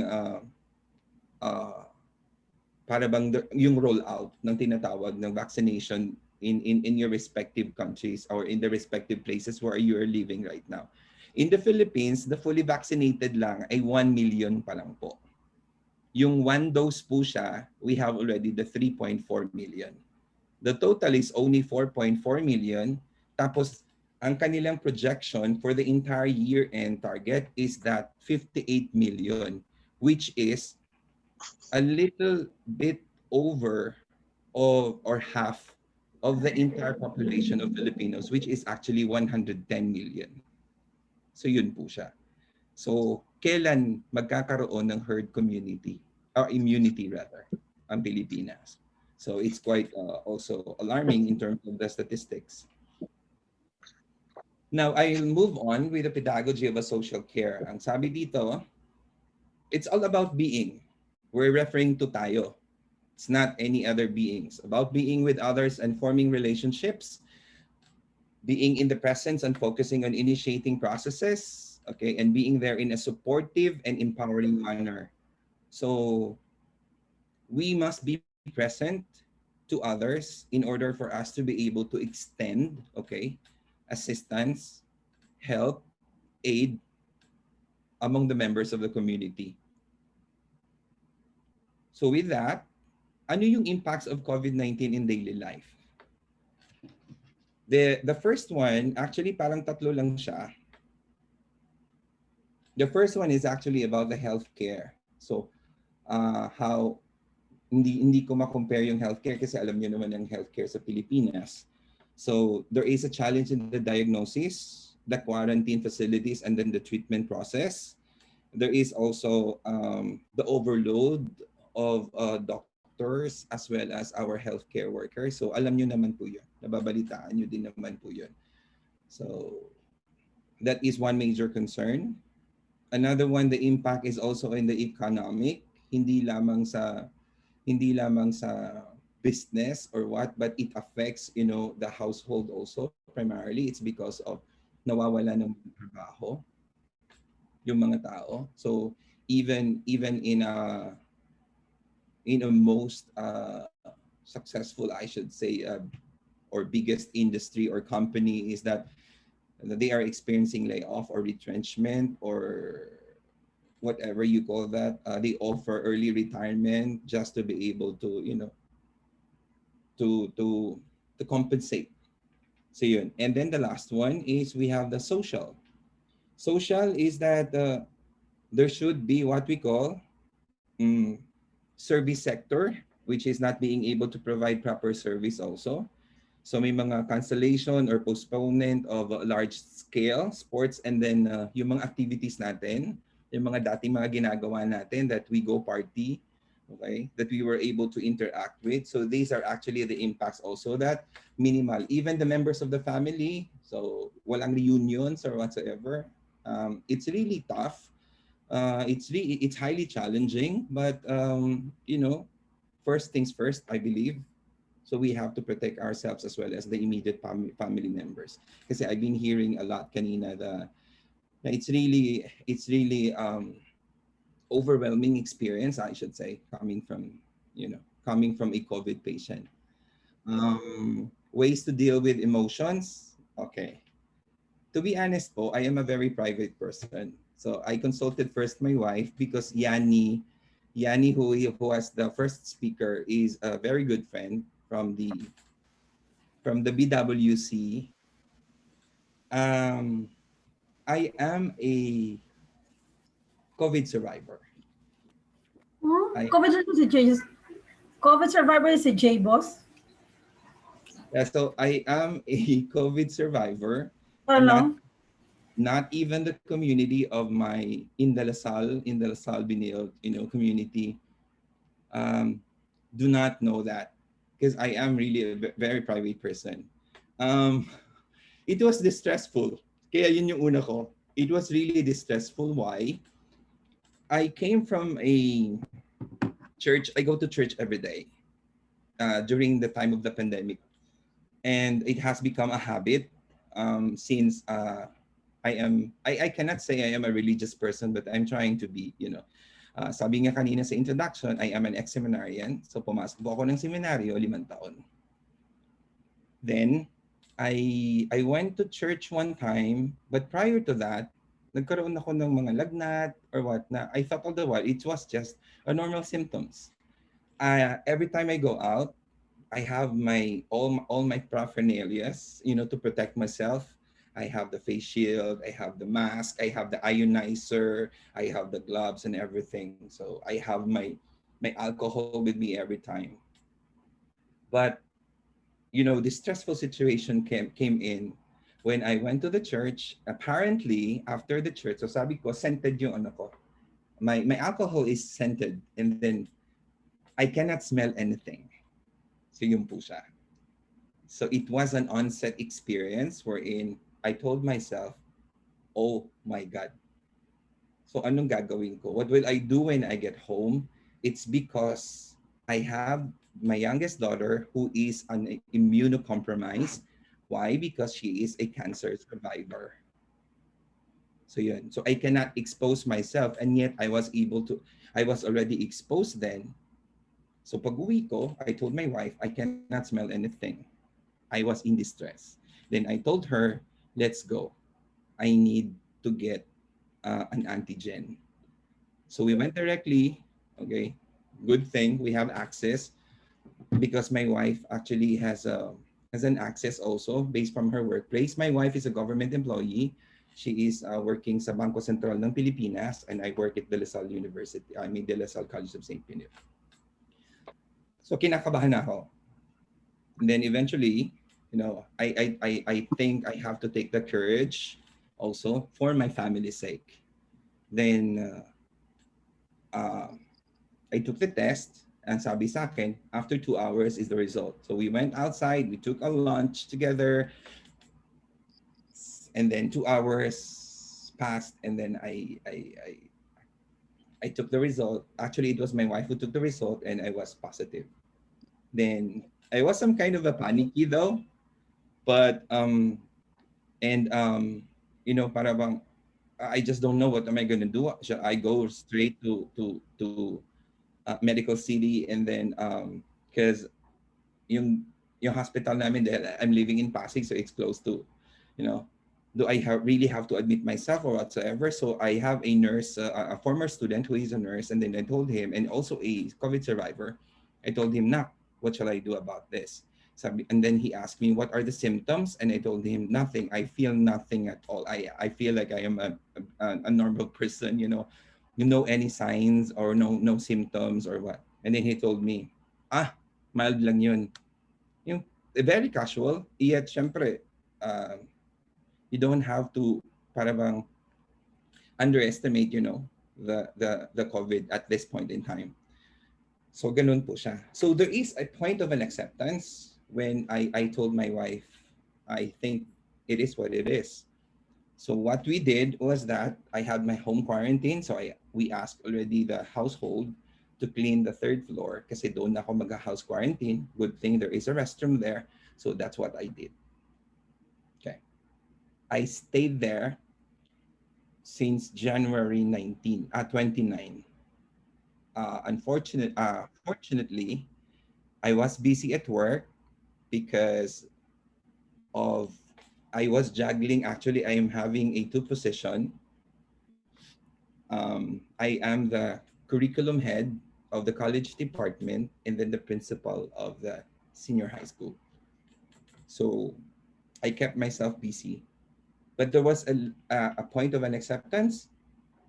Yes, there is, but I cannot say it was fully accepted kasi nga there are still fears. Okay?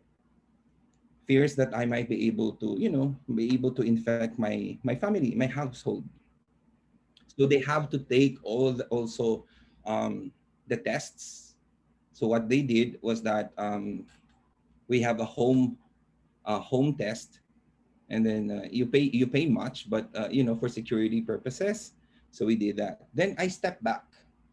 I reassess what really happened, and then I have really to reflect on myself, and then process it. So kailangan yun may processing. So that's what I did. Okay, despite my busy schedule. And then tama yung kanina yung mga experiences nila in which you have to be open, but I only open myself into my family as well as, few friends. Ngayon lang ako nagkaroon ng lakas ng loob, and first time at this community pa, it's worldwide. So para bang it's blowing my mind na sabi ko sa wife ko, should I? Sabi niya, if you feel deemed necessary for them to be able to know and then to learn from it, then go ahead. So yan. Yan po. So I have to be open. Then you have to think clearly, what are the things that you need to do? So I have to eat healthy food. I'm not sure if I am, malaki po kasi ako na tao. Mataba po ako na tao. So though I'm not taking any maintenance, but you'll never know when it strikes. So I was like monitoring my breathing. But fortunately, I do the steam, the water with the salt, steam every day. So like that's 4 times a day. I take the multivitamins with zinc, and then healthy food is being served to me. So yun, with fruits yun. So yun. I don't have exercise because I am a sedentary person. Why? Because I'm always in the Zoom. Yun po.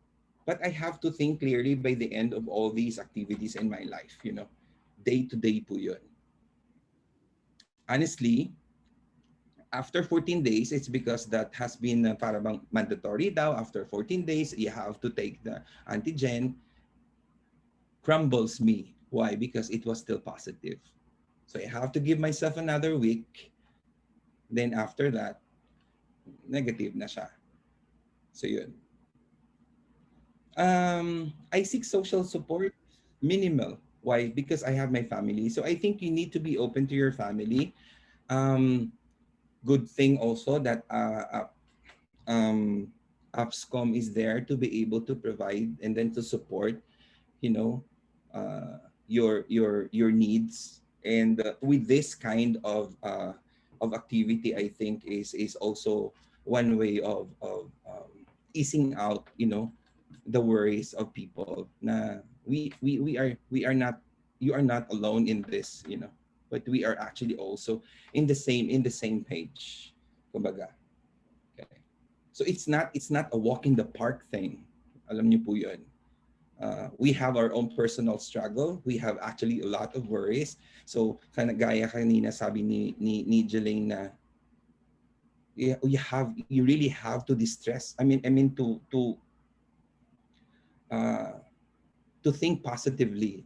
And then tama po 'yun at mga nakikita ko sa chat kanina yung sabi niya na pray, pray and pray. That is always, I believe, my shield. So God is the ultimate protector. So, I do that. I always have this spray of protection. I always do this rosary every day also. So yun, and among other petitions, so I do that. But this is essential. You need to seek social support. Why? Hindi mo pwedeng dalhin lang sa sarili mo kasi there will be, it remains to be an internal tension in you. Yun yung mga ano mo po. So you have also to vent that, release mo. And then remember that you can get through it. It may not be easy, I said a while ago, it may not be a walk in the park, but I know, being God as the ultimate protector, we can get through it. So yun po. I have few recommendations. These are actually recommendations na parang educator po talaga ako, Consider additional emergency assistance. I think that is one. You need to have an remedial responses. A longer-term recovery efforts should be promoted and implemented in line with the recovery agenda of the community, particularly with the NGOs as well as like the Afcscom, who's been there actually to help and to assist. In whichever community you are, I hope that there are communities that could provide all your basic needs, psychological, the physical needs, so forth and so on. So, yun. Then, another recommendation is that build a virtual registry to enable more rapid delivery of social assistance in the future. Meaning to say is that to determine eligibility for emergency social assistance. Kasi hindi natin alam kung kailan talaga siya, we will be stricken by this. Okay? Kasi nga sabi nga ninyo kanina, based from the testimonials or among other experiences of those who are present right now, I should say na asymptomatic, So as in we are really clueless for that. So yun. Okay. And then ensure clear communication on social protection. Kailangan natin yun. Dapat open communication. General COVID-19 situation, the spread as well as the treatment. So I would like to challenge the community as well as the NGOs to provide, this one, informations to all the members of the community, to spread, and as well as what are the processes, what are the procedures in terms of the treatment. And then another thing is the ongoing social protection and support. And I am a very strong advocate also of an intervention. So we always provide interventions. And letter C, people need to know the details of how they can access treatment. Kailangan po natin yon. Kung ano, kagaya ko, para akong basang sisiyo na hindi ko alam ano ang unahin ko, anong unang kong gagawin. So yun. Yun. We have to, we have to provide them assistance into that and avail of social protection measure also. Why? Kasi, next slide, is that this is a personal recommendation. Don't panic. You always have to be rational. Okay? Kapag emotional, matitrigger ka. Mahihirapan ka lalo. Then you isolate yourself if ever, you feel na meron kang kahit ubo, kahit sipon, or what. Immediately, if there is actually a way for you to be able to isolate yourself, then do so. Okay? ASAP. Another one is, this is a challenge for the NGOs as well as for the Afscom, I guess, to provide a helpline and create a sustainable program to the community members. Yun. Then social support also. Why social care is self-care. Okay? And you talk to a family members, friends, relatives, and among others as often as you could, para hindi kayo pumadepress. Alam ko yung hirap, yung bigat, okay, na mararamdaman ninyo on your day-to-day basis. Okay, it is a struggle. Why? I went to States. I usually po kasi spend vacation with my family in States. And then there was a time na I am allowed kasi to have my 2 months vacation or 3 months vacation. So I stayed there. And nakikita ko po na it stresses me out. Parang ganun na how could you be able to bear, all these things? You have your emotional stress, you have your mental stress and everything, and yet you were able to pull it through. And yung ganun, yung mga day-to-day basis nyo lang, the struggle of it, So I really admire you. I salute you for the family, for your family. Okay. So ganun po siya. And then another one is self-judgment. Ang nakita ko kasi kanina, sabi ni Sir, stigma. Self-judgment meaning to say, let's not judge other people. You park that. You park your judgment. Okay. It's not time right now na para kang may ketong ba yun? Parang ganun siya. It's not. Rather, we should be actually there to be able to help other people emotionally. One or a minimal help is a big help already. So yun. You'll never know what is the impact then. So yun. So to end, okay, sabi dito, mental strength is not the ability to stay out of darkness. Rather, it is the ability to sit in darkness with hope that light will shine again. And I believe that is actually, through the aid, through the mercy, through the blessings and graces of God. So yun. Kasi sabi nga, mens sana in corpore sano, meaning to say, a healthy mind and a healthy body. We need to nourish our body in order for our mind to be healthy. So with that, maraming salamat po.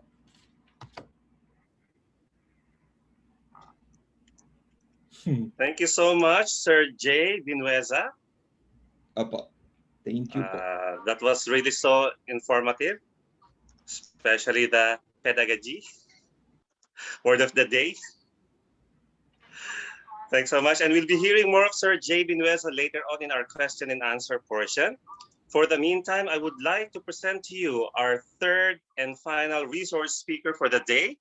She obtained a medical degree from University of Santo Tomas, a Faculty of Medicine and Surgery, Psychiatric Residency training at Makati Medical Center, specialized in general audit adult psychiatry. She is part of the Makati Medical Center, the Medical City South Luzon, Center for Family Ministries, Ateneo, and St. Clair's Medical Center. She's also a faculty member of the Ateneo School of Medicine and Public Health, the immediate past president of Samahang Tumataguyod sa Gawaing Pangkaisipan or STGP, and the president of the Philippine Psychiatric Association. To discuss the topic on mental wellness, a preserved wealth, let's all welcome Dr. Luz Katigbak. Hi, magandang tanghali or hapon pala dyan sa inyo ngayon, ano. Gising pa ba kayo o inaantok na kayo sa haba ng ating programa? Siguro mag-inat-inat daw muna, no? Pwede namang tumayo. Ayan, nakikita ko si Carmelita, nag-i-stretching. Yes, very good. Sir Ricky, no? Si Sir Joseph, nag-aano siya ng leeg. Tamang-tama po para hindi naman, kasi ang ating pinag-uusapan ngayon ay mental health, no? Hindi ma-stress. Baka naman kayo nagkakaroon na ng Zoom fatigue. 'Di ba? Yun yung tinatawag nila ngayon, Zoom fatigue. Anyway, I will be sharing my screen, ano? Meron lang akong isang pasakali po. Share my screen and slideshow, no? Slideshow from beginning. Ayan. Isang malaking karangalan po para sa akin na magbigay ng ganitong lecture or talk on mental wellness. Kasi po, my father was a seaman, no? And my two brothers were both OFW. One stayed in Saudi Arabia, the other in Oman, no? My brother-in-law still in Saudi. Ang aunt at tito ko, pareho silang nag-a-abroad. And yung karamihan ng cousins ko po ay talagang OFW. So, walang pamilyang Pilipino na walang kamag-anak na OFW. Pero I am proud to say, halos buong pamilya ko po ay OFW. At ako po ay napagtapos ng tatay ko sa medisina sa pamamagitan ng pag-abroad. Okay? And this is my time to give back to the heroes of the Philippine Army, so to speak. Okay, so pinamagatan ko tong mental wellness, cultivating the wealth and enriching our lives, no? Kasi pag sinabing wealth, dapat mayaman. Pero siguro yung yaman na tinutukoy natin, yaman na alam natin ay mostly financial. Pero kailangan nating ma-appreciate yung yaman ng kalusugan. And yan yung pag-uusapan natin mamaya. Pamilyar na ang lahat sa katagang ito, health is wealth. Pero the greatest wealth is health pa rin. Okay? Bakit nga ba? Okay. So, hindi kasi natin ma-enjoy kahit anong kayamanan ng ating makamit sa mundo. Hindi natin ito ma-enjoy kung wala tayong magandang kalusugan. Nag-uusap-usap nga kaming mga magkakaibigan, sabi namin, kailangan mamasyal na tayo. Kasi kailan pa tayo mamamasyal pag hirap na tayong maglakad? Kapag may tungkod ka na, tsaka ka lang pupunta sa mga lugar na pinapangarap mo. At least kayo, ang dami nyo na sigurong narating na lugar dahil sa trabaho ninyo. Sabi nga ng tatay ko, to be a sailor, you see the world for free. Anyway, isa pang dapat nating pakatandaan, ito. Kasi marami sa atin, trabaho ng trabaho. No? Kasi sabi nila, gusto nila yumaman, tapos maging ang tawag doon, maalwan ang buhay. Pero dahil sa sobrang pagtatrabaho nila, no, nagkakasakit naman sila. Lahat ng naipon nila pumupunta sa pagpapagamot. So, case in point, no? Kayo ba ay sobrang magtrabaho? Tapos, syempre sa trabaho kasama din yung stress. Pero kung sobrang trabaho at sobrang stress naman ang inaabot ninyo, maaaring pumunta kayo sa paninigarilyo, pag-inom ng alak. So, pag sobra yung paninigarilyo at pag-inom ng alak, dahil yun yung libangan, yun yung pag-cope ninyo ng stress eh. Yung iba naman dyan, no, nag-i-stress eating. And anong resulta? Mataas ang cholesterol, mataas ang blood sugar, tapos magkakaroon ng heart disease. Pag sobra din ang pagtatrabaho, wala kang time para mag-exercise. So patong-patong na yon yung mga dahilan para magkaroon tayo ng unhealthy lifestyle. And yung unhealthy lifestyle na yun will lead to illnesses, diseases, and disorders. So is it really worth it? Yun ang tanong. Okay. Itong definition ng health na definition ng health, tinuturo sa atin simula pa nung tayo ay nasa elementary. So, sabi nga, state of complete physical, mental, and social well-being and not merely the absence of disease. Pero parang lagi nang tinatandaan natin yung kalusugang pangkatawan, nakakalimutan na yung about the mind and the spirit. So, ang health ay hindi lang absence of pain, hindi lang ibig sabihin puro kasarapan, puro masarap.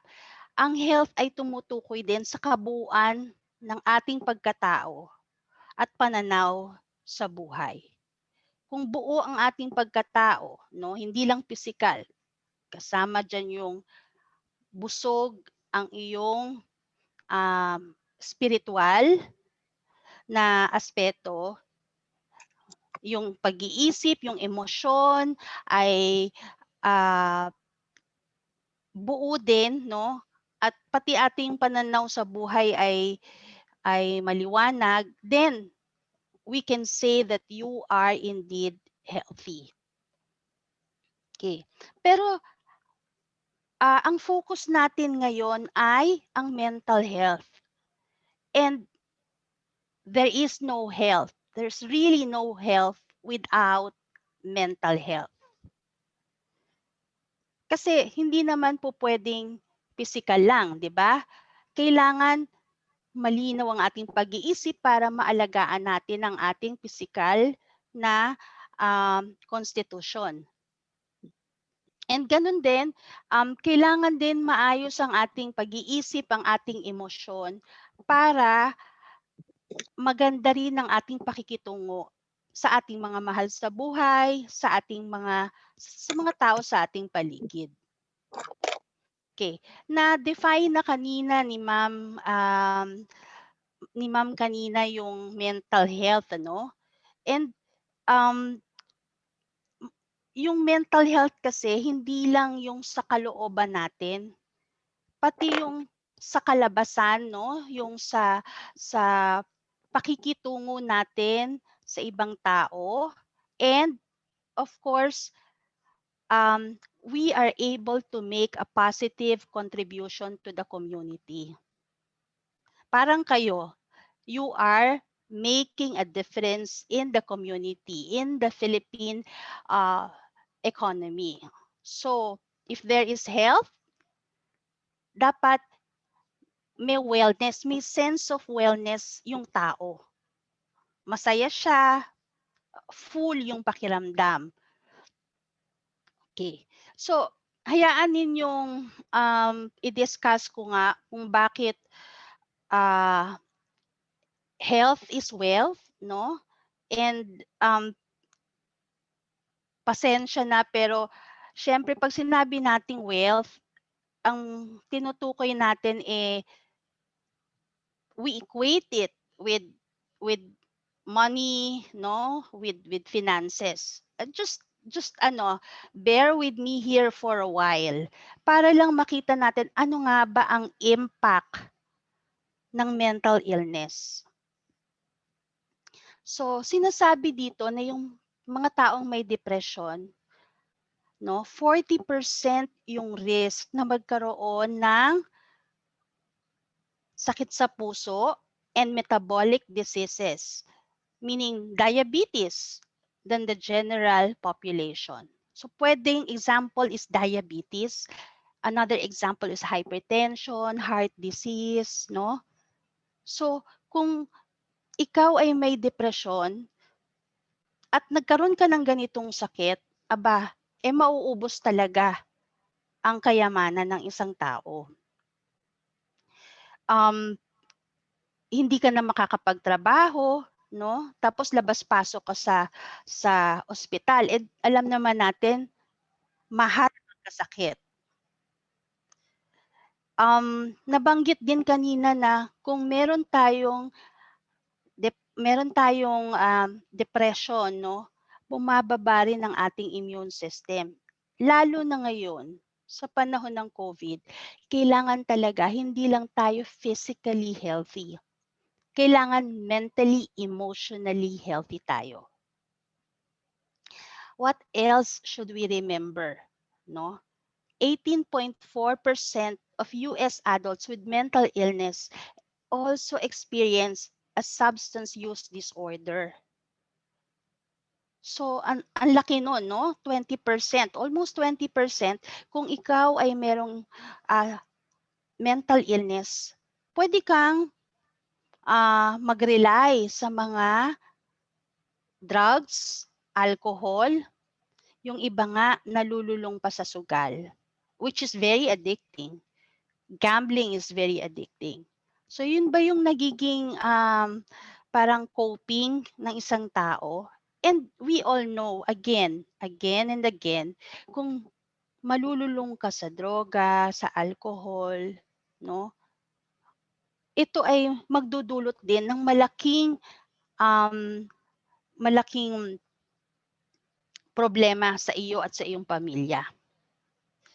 What more, no? What are the evidences? The rate of unemployment is higher among US adults who have mental illness.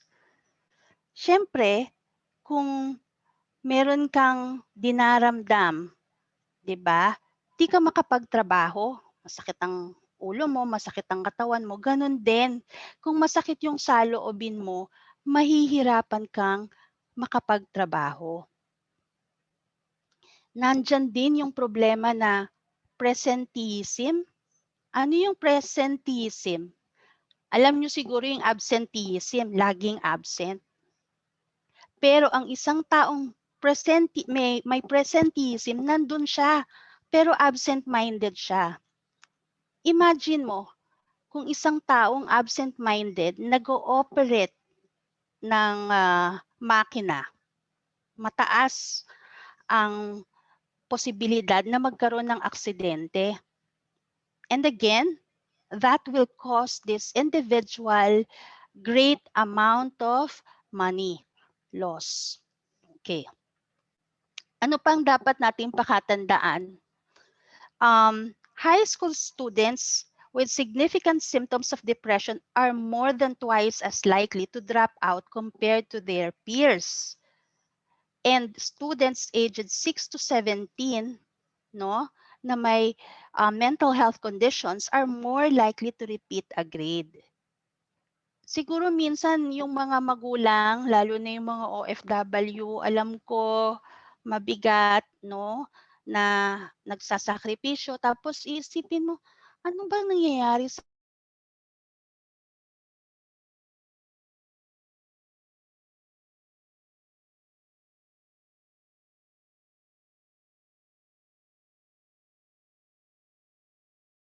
acting classes may be signs of mental ang nila pasaway. Siguro yun yung expression nila na there is really something going on inside of them. Kaya nangyayari, no? Parang akala mo, binabaliwala lang nila yung pag-aaral.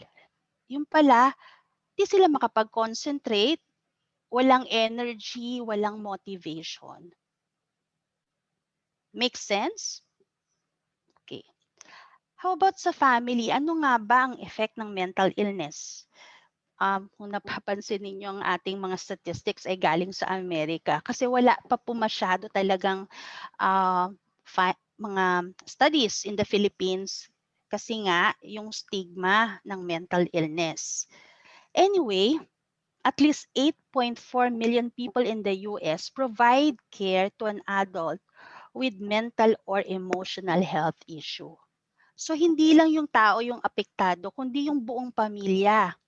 And yung caregivers ng adults with mental or emotional health issues spend an average of 32 hours per week. So 8, 16, 24, 32. Aba, 4 na araw yun. Kung ikaw ay nagtatrabaho ng 8 to 5, 4 na araw mo napupunta na sa pag-aalaga sa iyong mahal sa buhay na may problema sa emosyon or sa pag-iisip. And not only that, the same people who care, no, can experience caregiver fatigue, compassion fatigue, mapapagod din sila. Maaring ma-depress din sila. So, to state a case in point, no, diba kung yung anak mo may lagnat, may trangkaso, mapapa-absent ka. Pero kung isang mahal sa buhay mo may sakit sa pag-iisip, which is a chronic illness, which has longer duration, no? Medyo siguro mas matagal pa yung epekto nun sa iyo. Mas mahaba pa yung sakripisyo, yung pag-aalaga, pag-aaruga na kailangan mong i-devote. And syempre, that is translated to loss of work on your part. How about the community? Mental illness and substance use disorders are involved in 1 out of every 8 emergency department visits by a US adult. Nakikita namin to palagi sa ospital na may mga darating, no? Masakit ang sikmura, okay? May ulcer daw, okay? May GERD. Yung iba naman parang nahirapang huminga. Or laging kinakabog yung dibdib, no? Laging kinakabahan. Yung iba taas ng taas yung blood pressure talaga. Tapos nahihilo, may vertigo. And their doctors, no, yung mga internists, yung mga gastroenterologists, mga cardiologists, would eventually refer their patients to us, psychiatrists. Kasi nakikita nila na parang it's more than just a physical illness. It is indeed a mental health issue. Okay. Alam nyo ba kung magkano ginugugol ng gobyerno ng Amerika sa mga mental illnesses? 193.2 billion in lost employment kasi hindi nakakapagtrabaho. Ang laki nito, di ba? If only we can prevent mental illness, then siguro it will be translated also into the community treasury. Again, mental health is wealth. Okay. Depression and anxiety disorders cause the global economy, and depression is the leading cause of disability worldwide. Kala nyo ba ang stroke. Siyempre, pag stroke, di ba, meron yung residuals, nanghihina, hindi makalakad ng maayos, di na makapagtrabaho. Yun lang yung nakikita nating disability. Kasi that is seen by the naked eye. Pero, ang hindi natin nakikita, yung hindi obvious, no? Yung isang taong hindi pumapasok sa trabaho, no? Mukhang malakas naman, maayos ang pangangatawan, nakakalakad ng diretso, pero meron siyang disability. Yung disability niya ay psychological. And that could be depression. Pwede ring disability yung hindi ka makalabas ng bahay, no? Lagi kang nagpapanik. So, kung di ka makalabas ng bahay, ibig sabihin, di ka rin makakapagtrabaho. And that is opportunity lost. Opportunity to earn a living. Okay. So, ano nga ba ang mga indicators of good mental health? Hindi lang siya mental emotional, and even behaviorally, matatranslate if you have good mental health. Oo, malinaw ang pag-iisip. Oo, nakaka-stand ng stress, no? Resilient to stress. Pero yung pakiramdam na may empathy ka sa ibang tao and stable yung relationships mo, you respect other people, no? And you are optimistic, you are productive. These are indicators of good mental health. Hindi lang siya mental. So, emotional, behavioral, even relationship-wise, makikita mo na good mental health. Okay. So, ano yung early warning signs? At least 20% of adults will experience a mental illness once in their lifetime. Dapat tanggapin natin to. So nakita ko kanina 100 people na yung ating attendees. So kung 100 tayo, 20 of us will experience a mental illness in our lifetime. Iba't ibang sintomas pero ito lang ang pakatandaan ninyo. Basta may pagbabago sa kinikilos ng isang tao, red flag na yon, no? Kung dati, no, laging masaya, laging madaldal, laging makulit, tapos biglang tumahimik, no? What is really going on? Ang nakakalungkot pa nga ganito In suicide, when a person starts giving away properties, no, possessions, kala mo yung taong yun nakaka-recover na. Warning sign yun. Baka kaya siya namimigay ng mga prized possessions niya. Baka namamaalam na siya. So again, that's a major change. And some may say that's a positive change, but any major change from an individual's personality is a red flag. Okay, so syempre, ano bang pwede nating gawin para tayo ay manatiling healthy, mentally healthy, and we can be productive in our lives. We can have enriching lives. Number one is learn to relax. Meron akong isang patient, no? Sabi niya, doktora, nagpapamasahe na ako ngayon. O talaga, mabuti naman. Kaya lang, biglang may tumawag Na-stress ako doon sa office, tinatawagan ako. Sabi ko, ha? So, pag magpapamasahe ka, dapat naka-off yung phone mo, no? Dapat walang distraction. That is your me time. walang distraction. So, get some exercise. Sabihin mo sa akin, COVID ngayon di ba bawal nga maglalabas? Okay, pwede kayong mag-exercise kahit saan po kayo nandun. Kahit nasa condo unit kayo, pwede. How so? No? Pwede kayong, instead of taking the elevator, why not take the stairs? Okay, sasabihin mo sa akin, nasa 24th floor ako Okay? So, yun daw ano yun?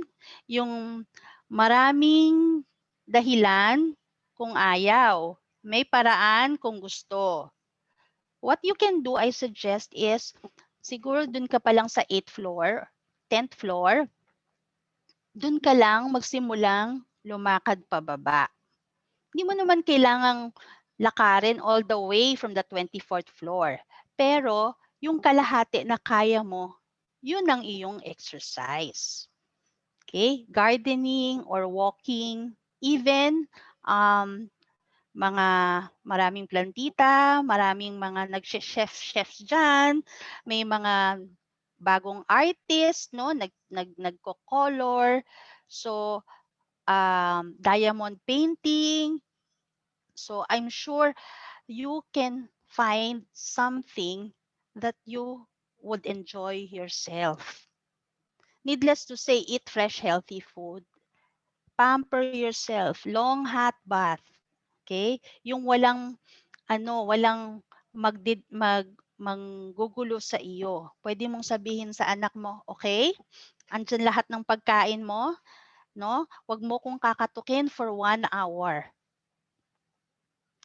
And of course, list things that give you pleasure. Dapat alam mo kasi kung ano nagpapasaya sa'yo.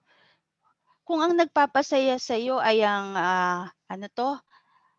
BTS, no? Why not? Kung ang nagpapasaya sa'yo ay calling your family in Manila, why not? You should know what gives you pleasure. It's also never too late to take a new hobby or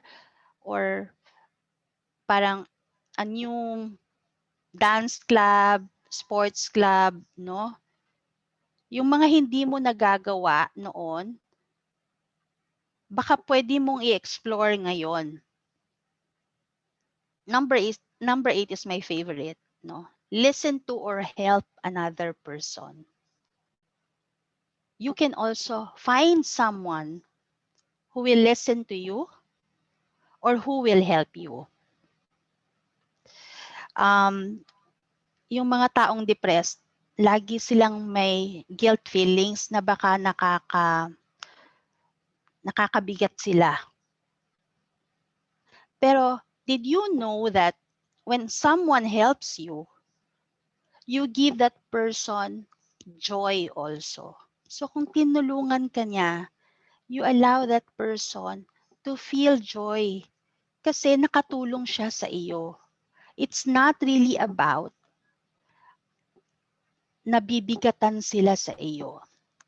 When they help you, you give them that opportunity to feel pleasure in helping other people. Okay, smile, no? Kasi sabi nila, less muscles are produced when you smile. Mas mumukha kang bata. And 'di ba, pag tumingin ka sa salamin, tapos nakangiti ka, parang it makes your day already. Try that sometime. Watch a funny video. And if you found something funny, you share it with your friends. Para sila din masayahan. Get a pet, dog, or cat. Kasi yung mga pets, they have this unconditional love for you. They give it back to you. Kaya therapeutic magkaroon ng alagang hayop. You can also buy something you want. And it doesn't have to be very expensive. something that will just cheer you up, no? Share your feelings with someone you trust and has time to listen. Could be your family back home, your friends, or sabi nyo nga merong parang call emergency hotline dyan sa inyo. Change negative thoughts to positive ones. Sasabihin ninyo, ang galing sabihin, pero mahirap gawin. Ang isang technique dyan, okay, is always see the silver lining. Maaring may negative, pero ano yung silver lining? Kunyari, na-late ka sa work. Okay? So, inis na inis ka dahil na-late ka sa work. Pagkatapos, pagdating mo sa work, nabalitaan mo, nagkaroon pala ng accident just before you arrived, no? So, kung napaaga ka ng alis, di baka napasama ka doon. So, yun yung ibig sabihin ng silver lining. And of course, for Filipinos, no, we are very spiritual beings. And so we use our spiritual resources with all might. Kasi sabi natin, kung wala na sa ating kamay, no, bahala na ang Diyos. So, with that, I hope you realize how important is health, how important is mental health for you. Because I know that you're working there very hard. You have to keep it together. You have to stay healthy for yourself and for your loved ones. Magandang hapon po.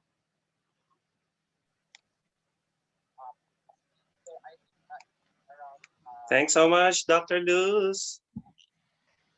Ladies and gentlemen, we've just had a very fruitful and informative learning experience this afternoon, listening to our three distinguished and highly qualified resource speakers, as well as four of our friends from the community who have triumphed over the COVID-19 pandemic.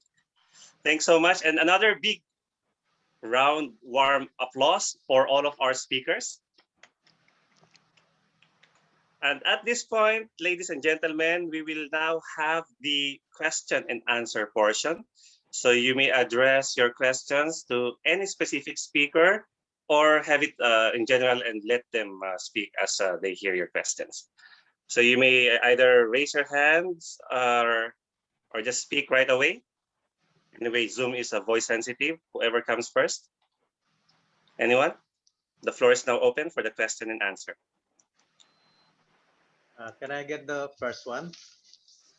Sure, Sir Joseph. Welcome po. Your question. Yes. First of all, magandang hapon sa mga nandito sa Saudi and good evening to everybody in the Philippines. Well, if there is what they call right timing, I think this is the best timing that I had in my life, no? Because this forum is currently, we are having this forum and currently I am suffering from COVID-19. I'm on a self-quarantine right now, no? And may awang Diyos again, makakasurvive tayo lahat. And please, everybody stay safe. Now, kanina kasi yung mga speakers natin, they did not mention paano sila nahawa.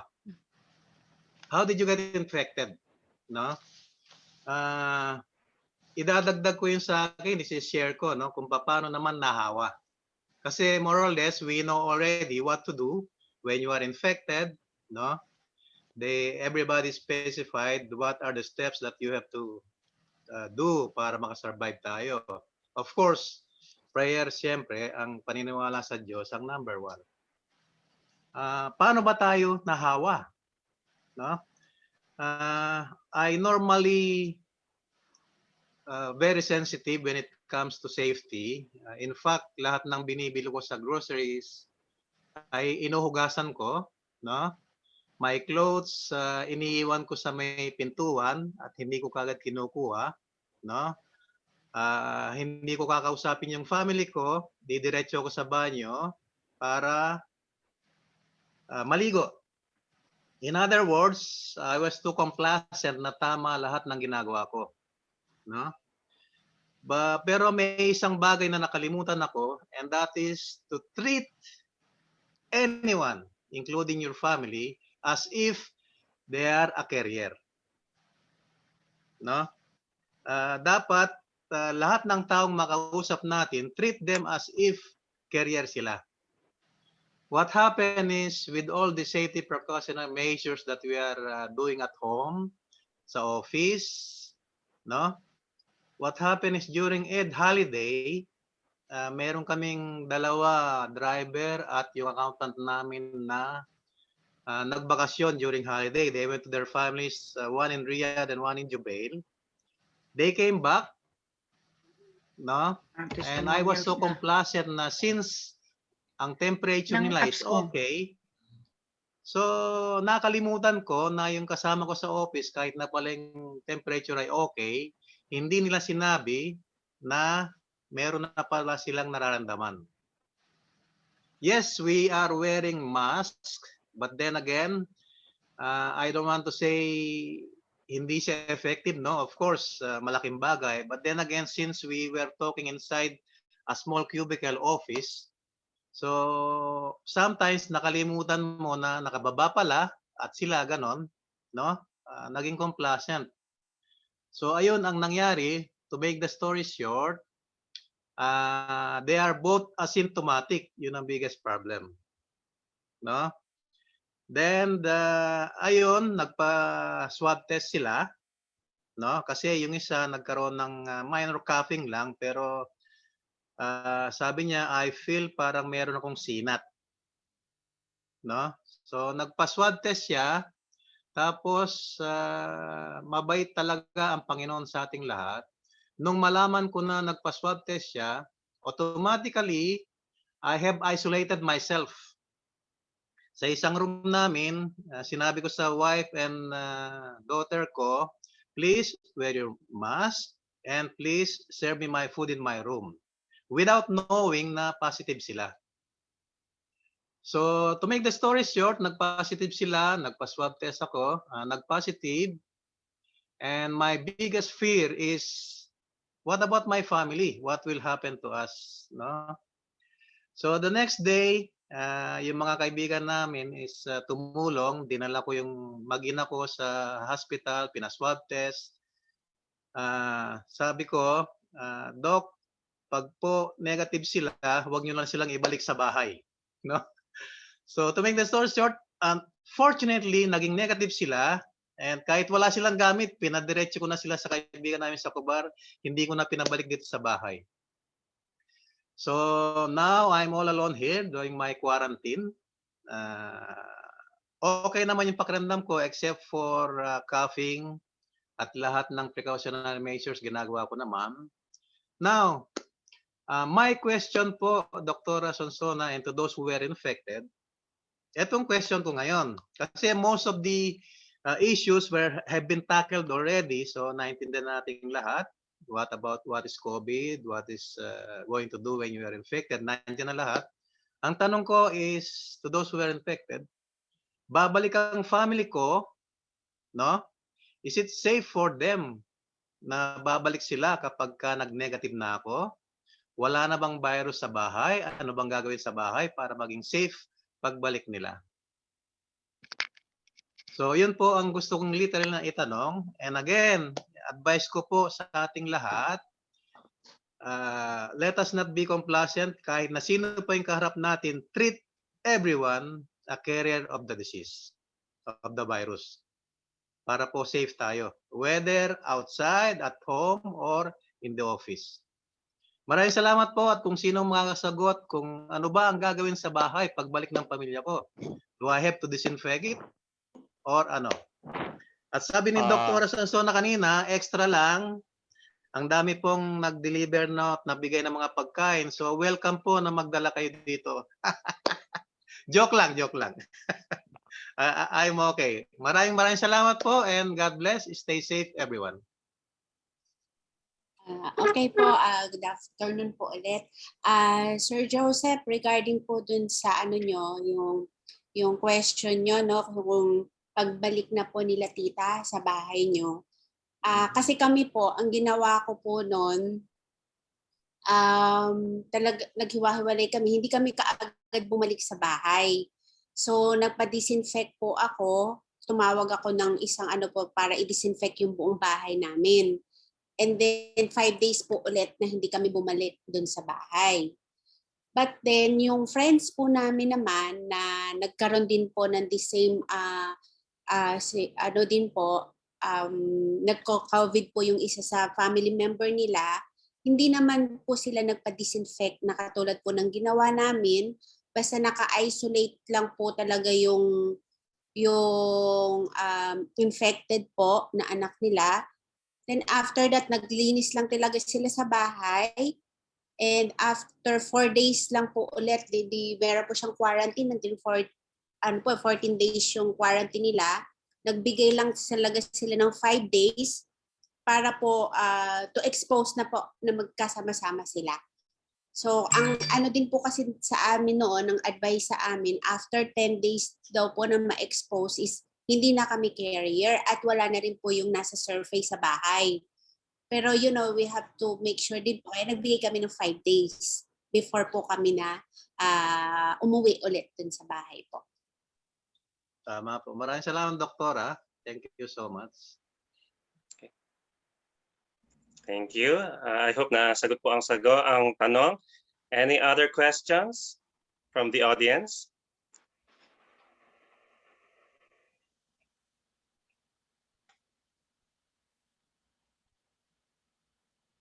Any more questions? Otherwise, we will be adjourning our session.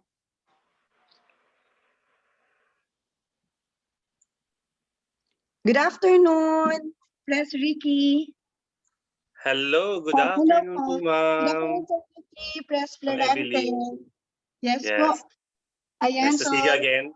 Yes po. So this is my second time po at sobra po ako nagpapasalamat dahil nagkakaroon po ng mga ganitong free mental health awareness at napakahalaga po, no, especially ngayong panahon ng pandemic. Sobrang dami kong natutunan po sa mga naka-experience po ng COVID, kila Doc Sansona, kila Doc Rona, kila Sir Benji, at kila Miss Jelaine. At ako naman po, wala naman po akong question, pero gusto ko lang po sigurong i-reiterate po yung siguro prevention talaga. Totoo po yun prevention is better than cure.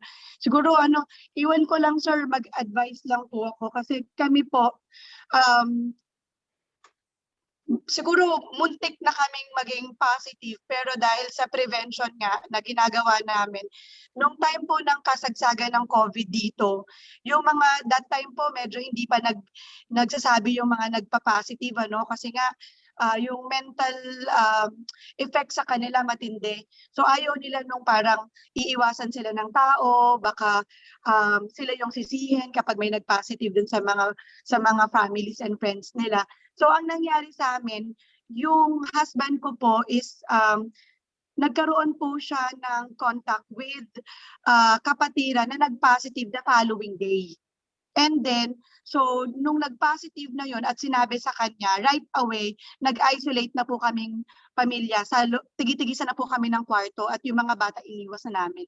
Tapos po ang ginawa po namin, yung 7 natural doctors lang po. So yung una, yung doctor water po natin, advice ko po, lagyan nyo po yan ng lemon or ng calamansi every time iinom po kayo. So mas maganda po kung half glass at warm water po yan. Kasi po nagiging alkaline po yan inside our body. Ayan. So naka-enroll po kasi ako ngayon sa naturopathy sa Philippine Institute of Naturopathic Institute in the Philippines. So tinuturo po sa amin ngayon yung mga natural remedies sa mga diseases po. So napakahalaga po yung ating Dr. Water at yun po, Dr. Water pa lang po talagang makakaiwas ka na sa sakit. Pangalawa po yung ating Dr. Air.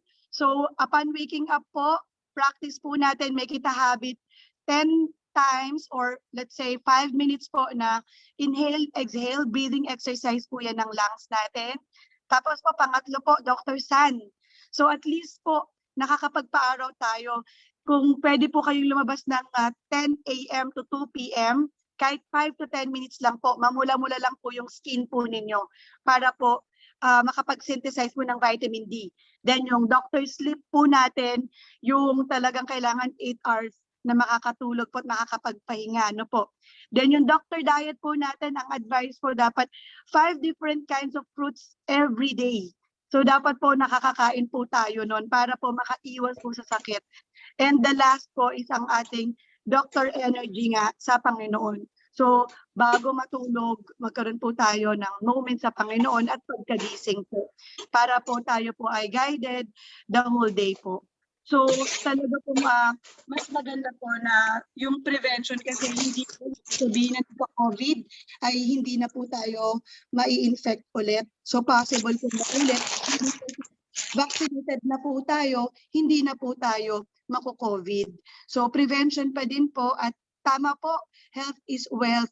Whatever po na ginagawa natin ngayon, maaaring kukulangin pa yan or may benta natin lahat kapag po ang kalusugan po natin yung nakakompromiso.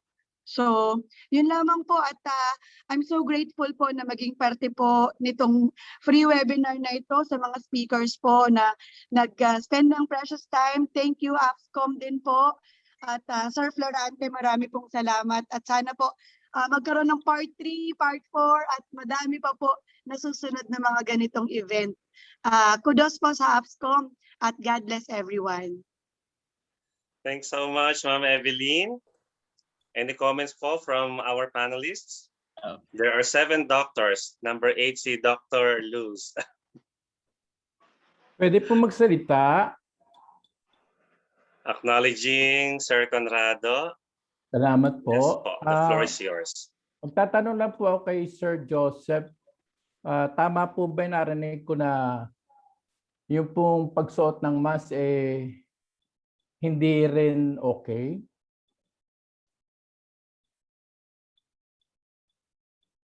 Mr. Joseph? Sir Joseph, hindi po ganun ang ibig kong sabihin. Opo. Yung gusto pong sabihin kung napunan nyo, huwag nating ibaba, no? Ang nangyari kasi sa akin is kapag ka nagipag-usap tayo, naging complacent tayo, kasama ko sa office yung kausap ko, medyo binaba kong half ganyan. So, dapat kahit nasan tayo, ituring natin lahat ng kaharap natin, no, na talagang carrier siya. Huwag tayong maging complacent na ito ay kakilala ko, sa office kami pareho, okay naman yung temperature. So, magmask tayo ng tama. Now, doon po sa ang nangyari kasi, masasabi kong hindi lahat ng mask. Nakalimutan ko lang pong sabihin kanina. Ang suspetsa ko po, ang ginamit kasi nung pumasok sa office ko, yung accountant namin, yung black mask na manipis. No? Yun yung gamit-gamit niya, hindi yung blue na ginagamit ko. So, ang suspetsa ko, ako at the same time, nagbaba ko, pero siya naman, nailabas niya yung virus kasi siguro, black mask, yung manipis ang gamit niya. No? Siguro naman, more or less, alam natin na mas effective yung surgical mask na blue. So, yun po ang nangyari sa akin. Like I said, pasalamat ako sa Diyos at hindi na-infect yung family ko. Mabait pa rin sa atin ng Panginoon. At yun lang po. Bali, na-share ko lang kasi minsan nakala natin okay yung kausap natin eh. Kahit alam natin ang activities niya, kasama natin sa trabaho. Okay yung temperature, be careful po tayo, no? Temperature, ngayon, hindi siya reliable, como 36 lang, hindi tayo sure na hindi siya carrier. Kasi 36.7 lang yung record doon sa logbook namin sa gate ang temperature ng accountant namin na nakahawa sa akin. Kaya hindi namin ma-detect, no? Especially yung first few days na hindi pa siya masyadong malala, talagang carrier na siya pero mild pa lang. Ang temperature niya hindi tataas. Yun yung pinaka-delikado. So wag po tayong magtiwala mas basta-basta.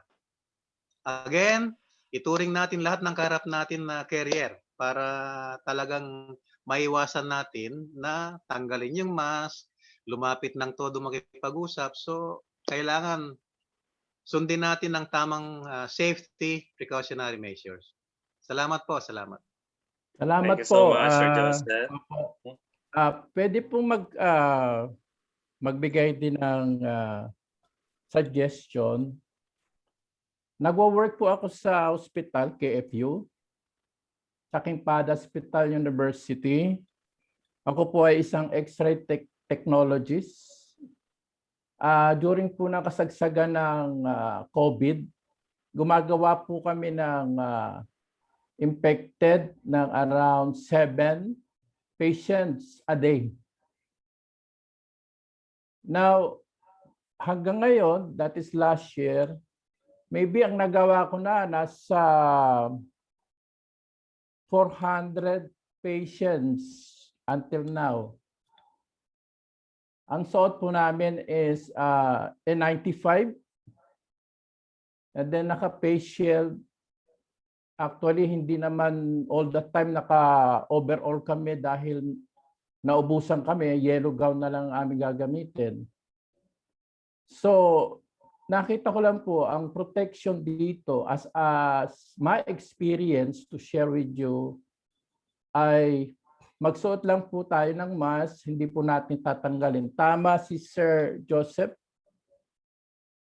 Ang required lang na mask na kailangan as much as possible kung kaya nyo ng N95 is go ahead. Kung hindi nyo naman kaya, isa regular, yung blue one.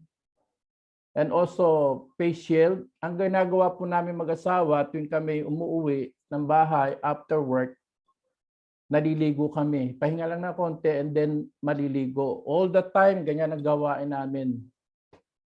Kaya praise the Lord dahil until now, hindi kami nagkakasakit. At kung maari po, pagka-uwi nyo, kung hindi po kayo nag-work sa hospital, maghugas kayo ng kamay at huwag kayong kakapit sa mukha. Yung po lang experience ko na ma-share sa inyo, ako po 63 years old na. At nag-x-ray last year is 62.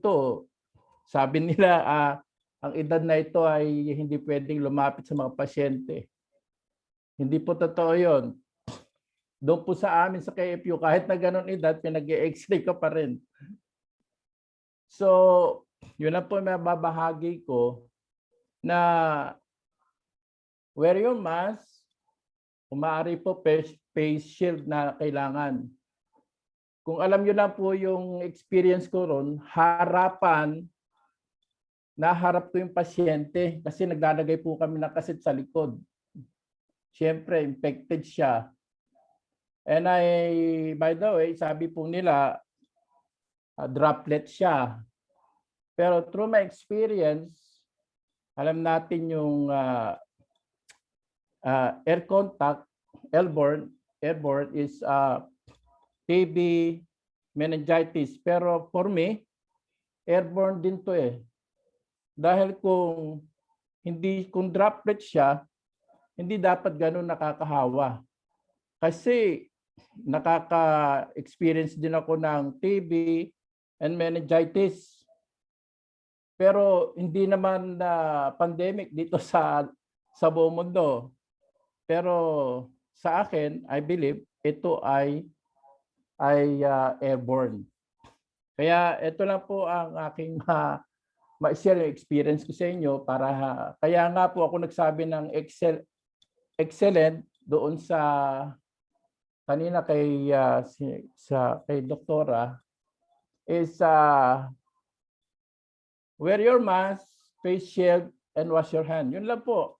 Huwag po tayo matakot doon. Kahit nakaharap natin yan, hindi tayo dadat na yan dahil pinakamabisa sa atin dyan is face shield, mask, tsaka hand washing. Of course, number one si Lord Jesus.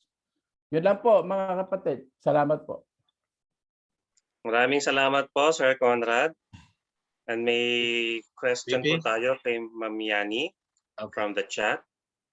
Okay, the question is, how do you handle yung mga disturbing information daw po or yung mga negative news? How do you handle with these kinds of information? Okay. Ma'am Yani? Sige po, at this time, of course, we don't, it is inevitable that we will really hear sad news or news that are not good. So, but I think one way to protect ourselves is to not judge right away, no, what's happening, no? So, bakit kailangang mangyari sa akin ito?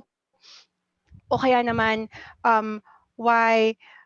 Because I did this, that's why this happened to me, or this happened to someone, or wala kasi silang ginagawang maganda, na may judgment na agad. No? So, first, I think you need to,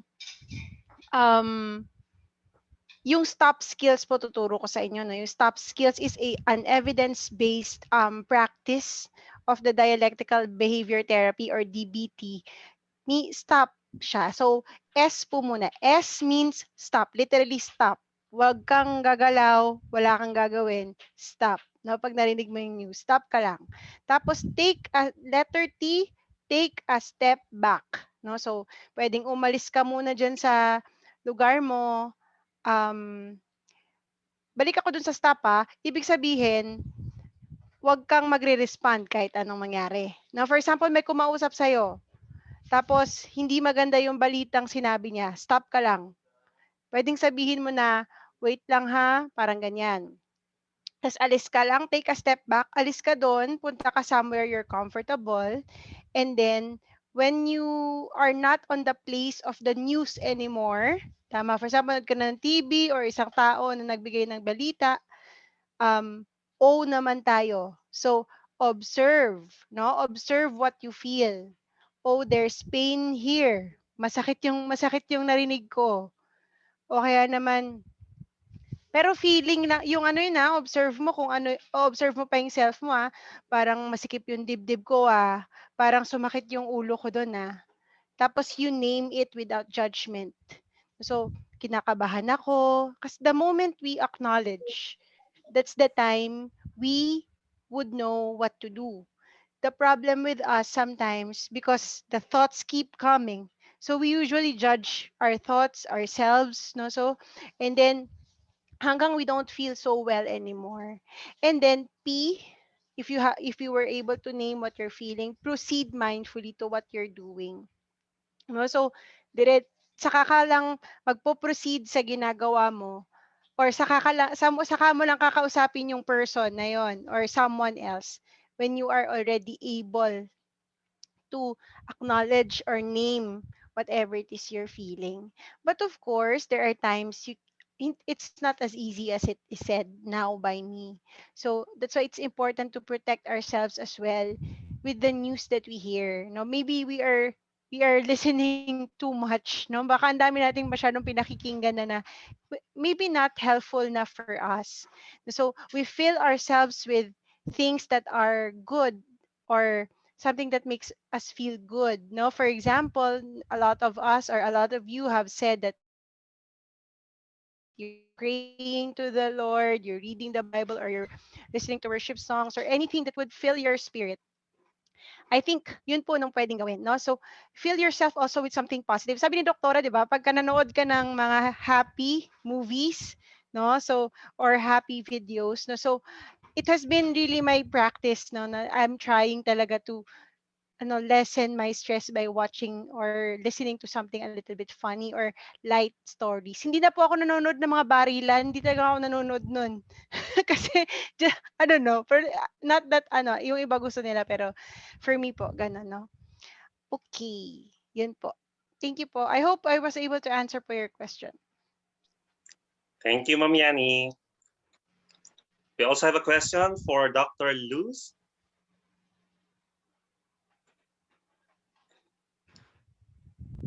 Dr. Luz Katigbak, are you there? Okay, I saw it. Yeah, thank Yes, ma'am. you. Please press time. The question, yeah, the question is, how can I monitor my mental health? What's healthy and what's concerning in this situation? Yun nga ang problema no?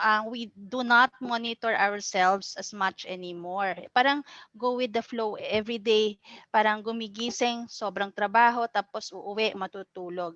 Dapat magkakaroon ka rin ng check yourself every now and then, no? Para dun sa mga techie, no, what you can do is you can download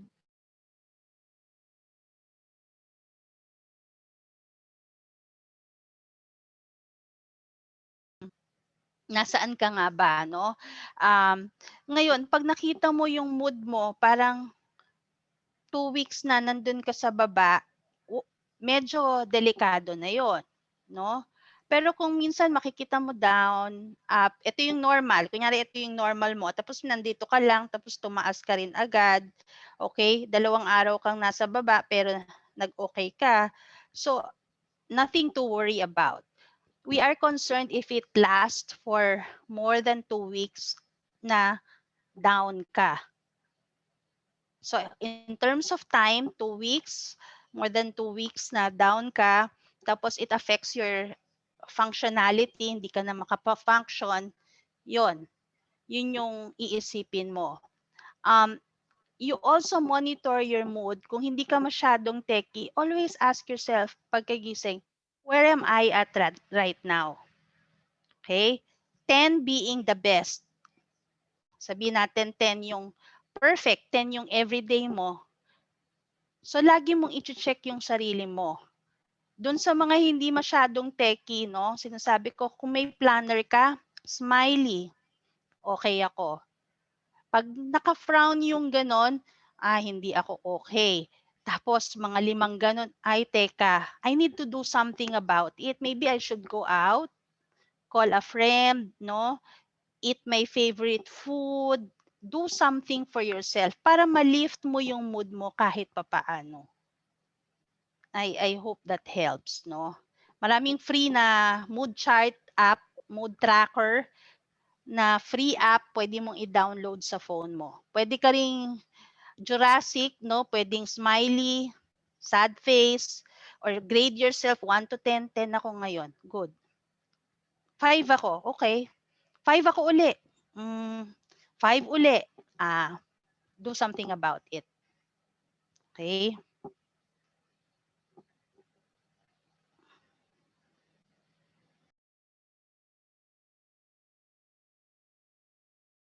Okay na po, ma'am? Doc? Thank you so much. I think I would like to address the next question to Sir Jay. The question is, how do we discuss issues of COVID-19 to our children without being anxious? On my end kasi, it depends on the age bracket of the child. Kasi they have different ways also of understanding based on the level or on the cognitive level of the child. So like for instance, on my case, I have like 2 teenagers, so 2 girls. My 2 daughters are actually like us studying online, as in like for example, sometimes they complain like 300 plus of a performance task that they have to comply for the entire year.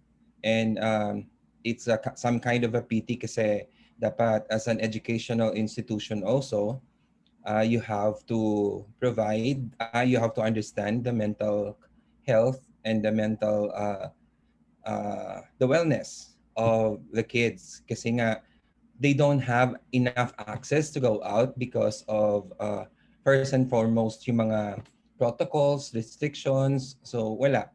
So, what I do to them is that, kasi yung age nila, they could be able to understand naman na eh. What are the effects, the impacts of the pandemic into themselves. So wala ako masyadong concern doon. Siguro the struggle there especially to the psychologist there, kay Doc tsaka kay Yani, yung papaano sa mga bata younger age na wala yung the concept, the idea, the cognitive level is not as mature as the one with my daughters. Pero to cope into such a situation, ang ginagawa lang namin is we do the drive-through para lang to veer away with the household environment kasi it's really stressing them out. Um, lagi na lang sila nasa virtual nasa Zoom, nasa virtual reality right after of their classes. Andun pa din sila doing their own performance task, and then para bang the entire days ang ginagawa mo, nandoon ka lang lahat sa gadgets. So ganun. But to be able to let them understand, I think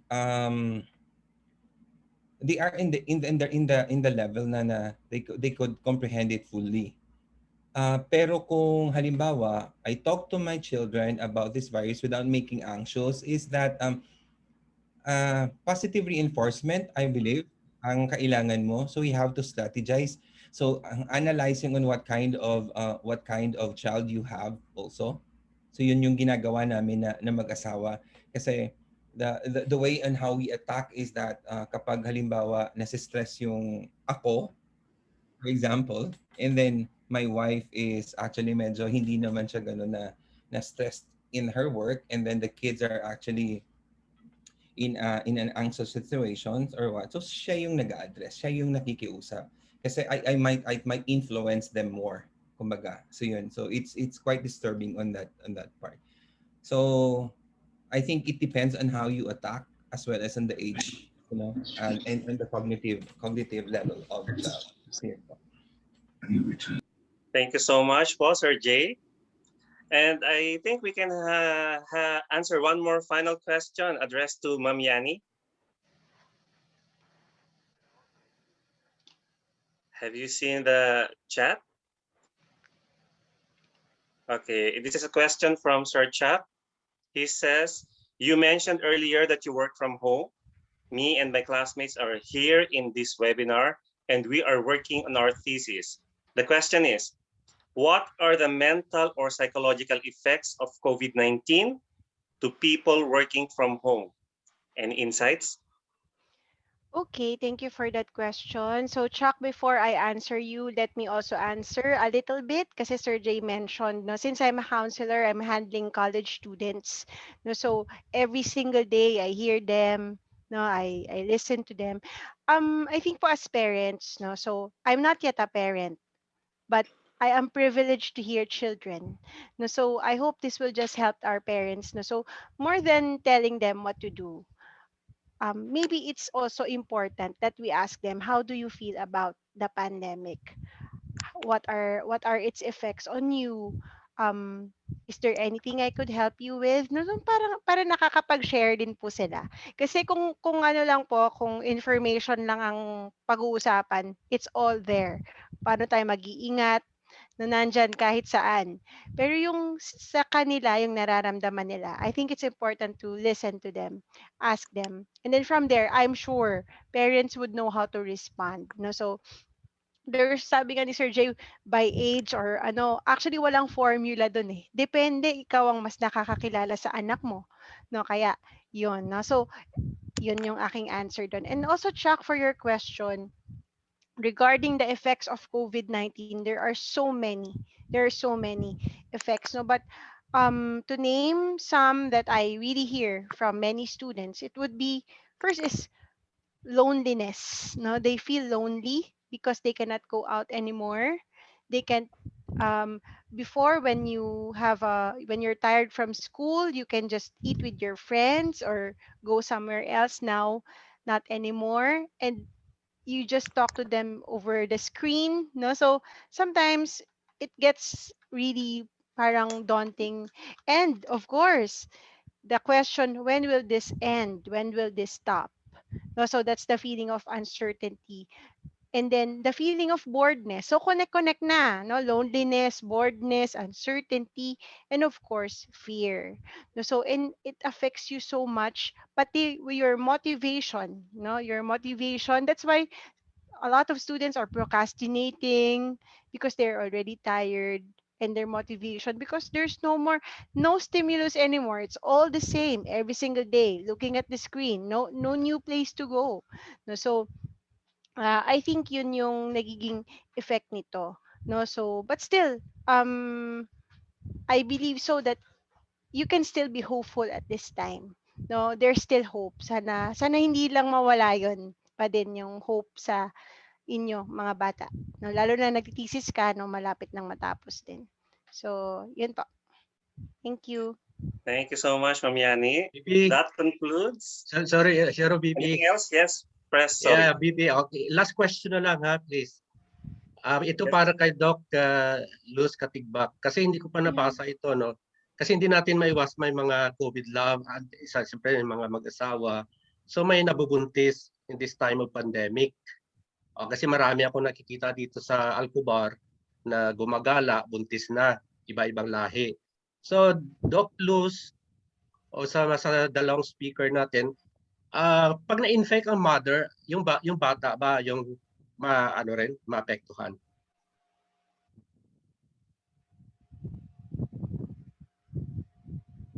I'm not an OB-GYN po, no? But I ask OB resident, you'll be amazed how, I don't know, maybe Dr. Rona can answer, no? Sabi nila, marami pong mga nabubuntis na turn out okay, yung mga nanay. If you remember, sabi ko nga sa kanya, a pregnant woman is able to carry that life into her womb because she's healthy. Nakapagbuntis siya, full term na kaya niya sa sinapupunan niya 9 months yung buhay na yon without anything happening to her. That woman is healthy enough. Ngayon, kung meron pong sabi kasi niya, yung mga nagkaka-COVID na mga mothers, asymptomatic. Karamihan po ng nakikita nila asymptomatic and they deliver just fine. No, even the babies would be asymptomatic. Sabi nga din, 'di ba po, mas malaki talaga yung risk sa mga elderly, those with medical conditions. So, yun lang po yung information na nakuha ko from a colleague who is OB-GYN.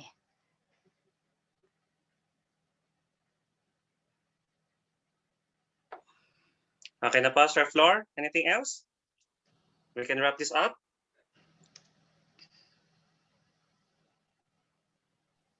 Okay, at this point, may I call again once more Press Flor Catanos for the presentation of the certificates of appreciation to all our resource speakers.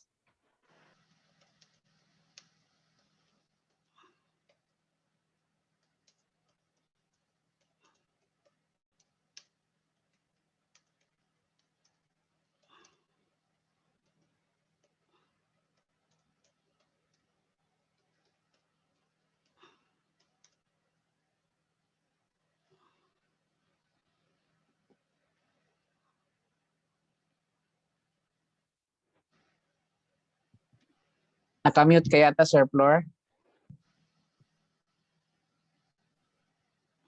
Sorry, hindi ko napansin na nakamute pala ako. Sorry. Okay. All Filipino Community and Sports Commission Avscom awards the Certificate of Appreciation to Dr. Luz Biminda S. Katigbak, President, Philippine Psychiatric Association, in grateful appreciation of her valuable time and effort as resource speaker in the free online forum on mental wellness of preserved wealth via Zoom, which was organized by Avscom, given this 28th day of May 2021 at the city of Alcobar, Kingdom of Saudi Arabia. Signed, Ricardo J. Truedan Jr., Vice President for Community Affairs, and yours truly, Florante Catanos, President and Board Chairman. Thank you, Doc Luz.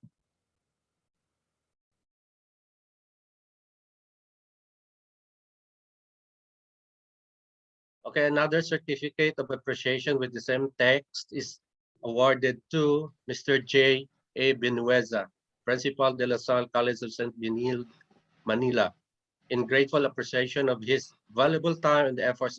Okay, so same text. Sir J, this is your certificate and thank you. Thank you, sir.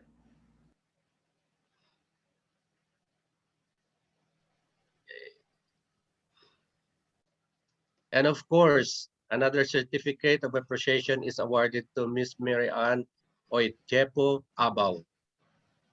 Thank you, Ma'am Yani. This is your certificate. Thank you, sir. Thank you po. Thank you, everyone. Yeah, I'll send the certificate letter later. Thank you. Thanks so much, Press Floor. And thank you once again to all our resource speakers and those of our friends who have shared their testimonies to all of us. And at this point, we would like to call on the Vice President for Sports Affairs of Avscom to give us the closing remarks. Let's all welcome Engineer Gregory Sogano.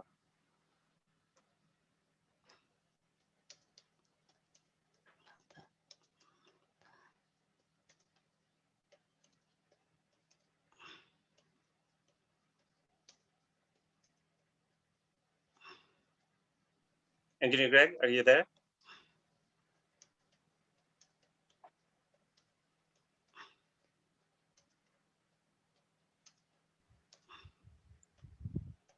I think he's not around anymore, Press Floor.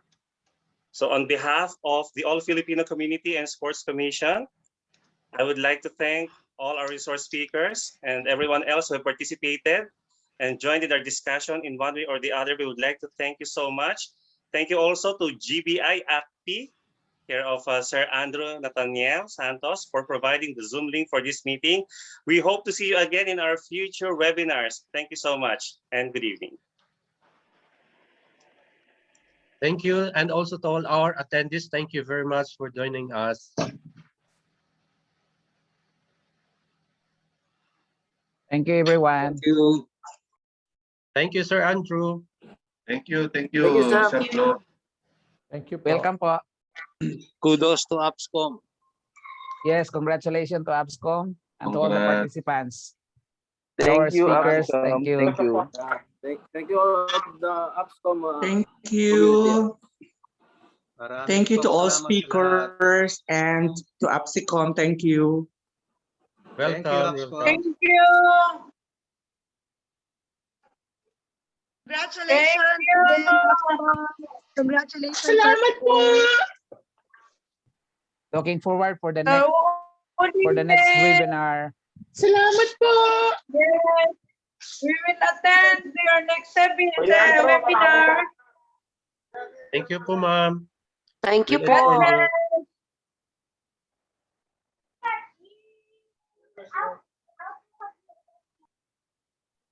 Bye-bye. Bye-bye po. See you next time.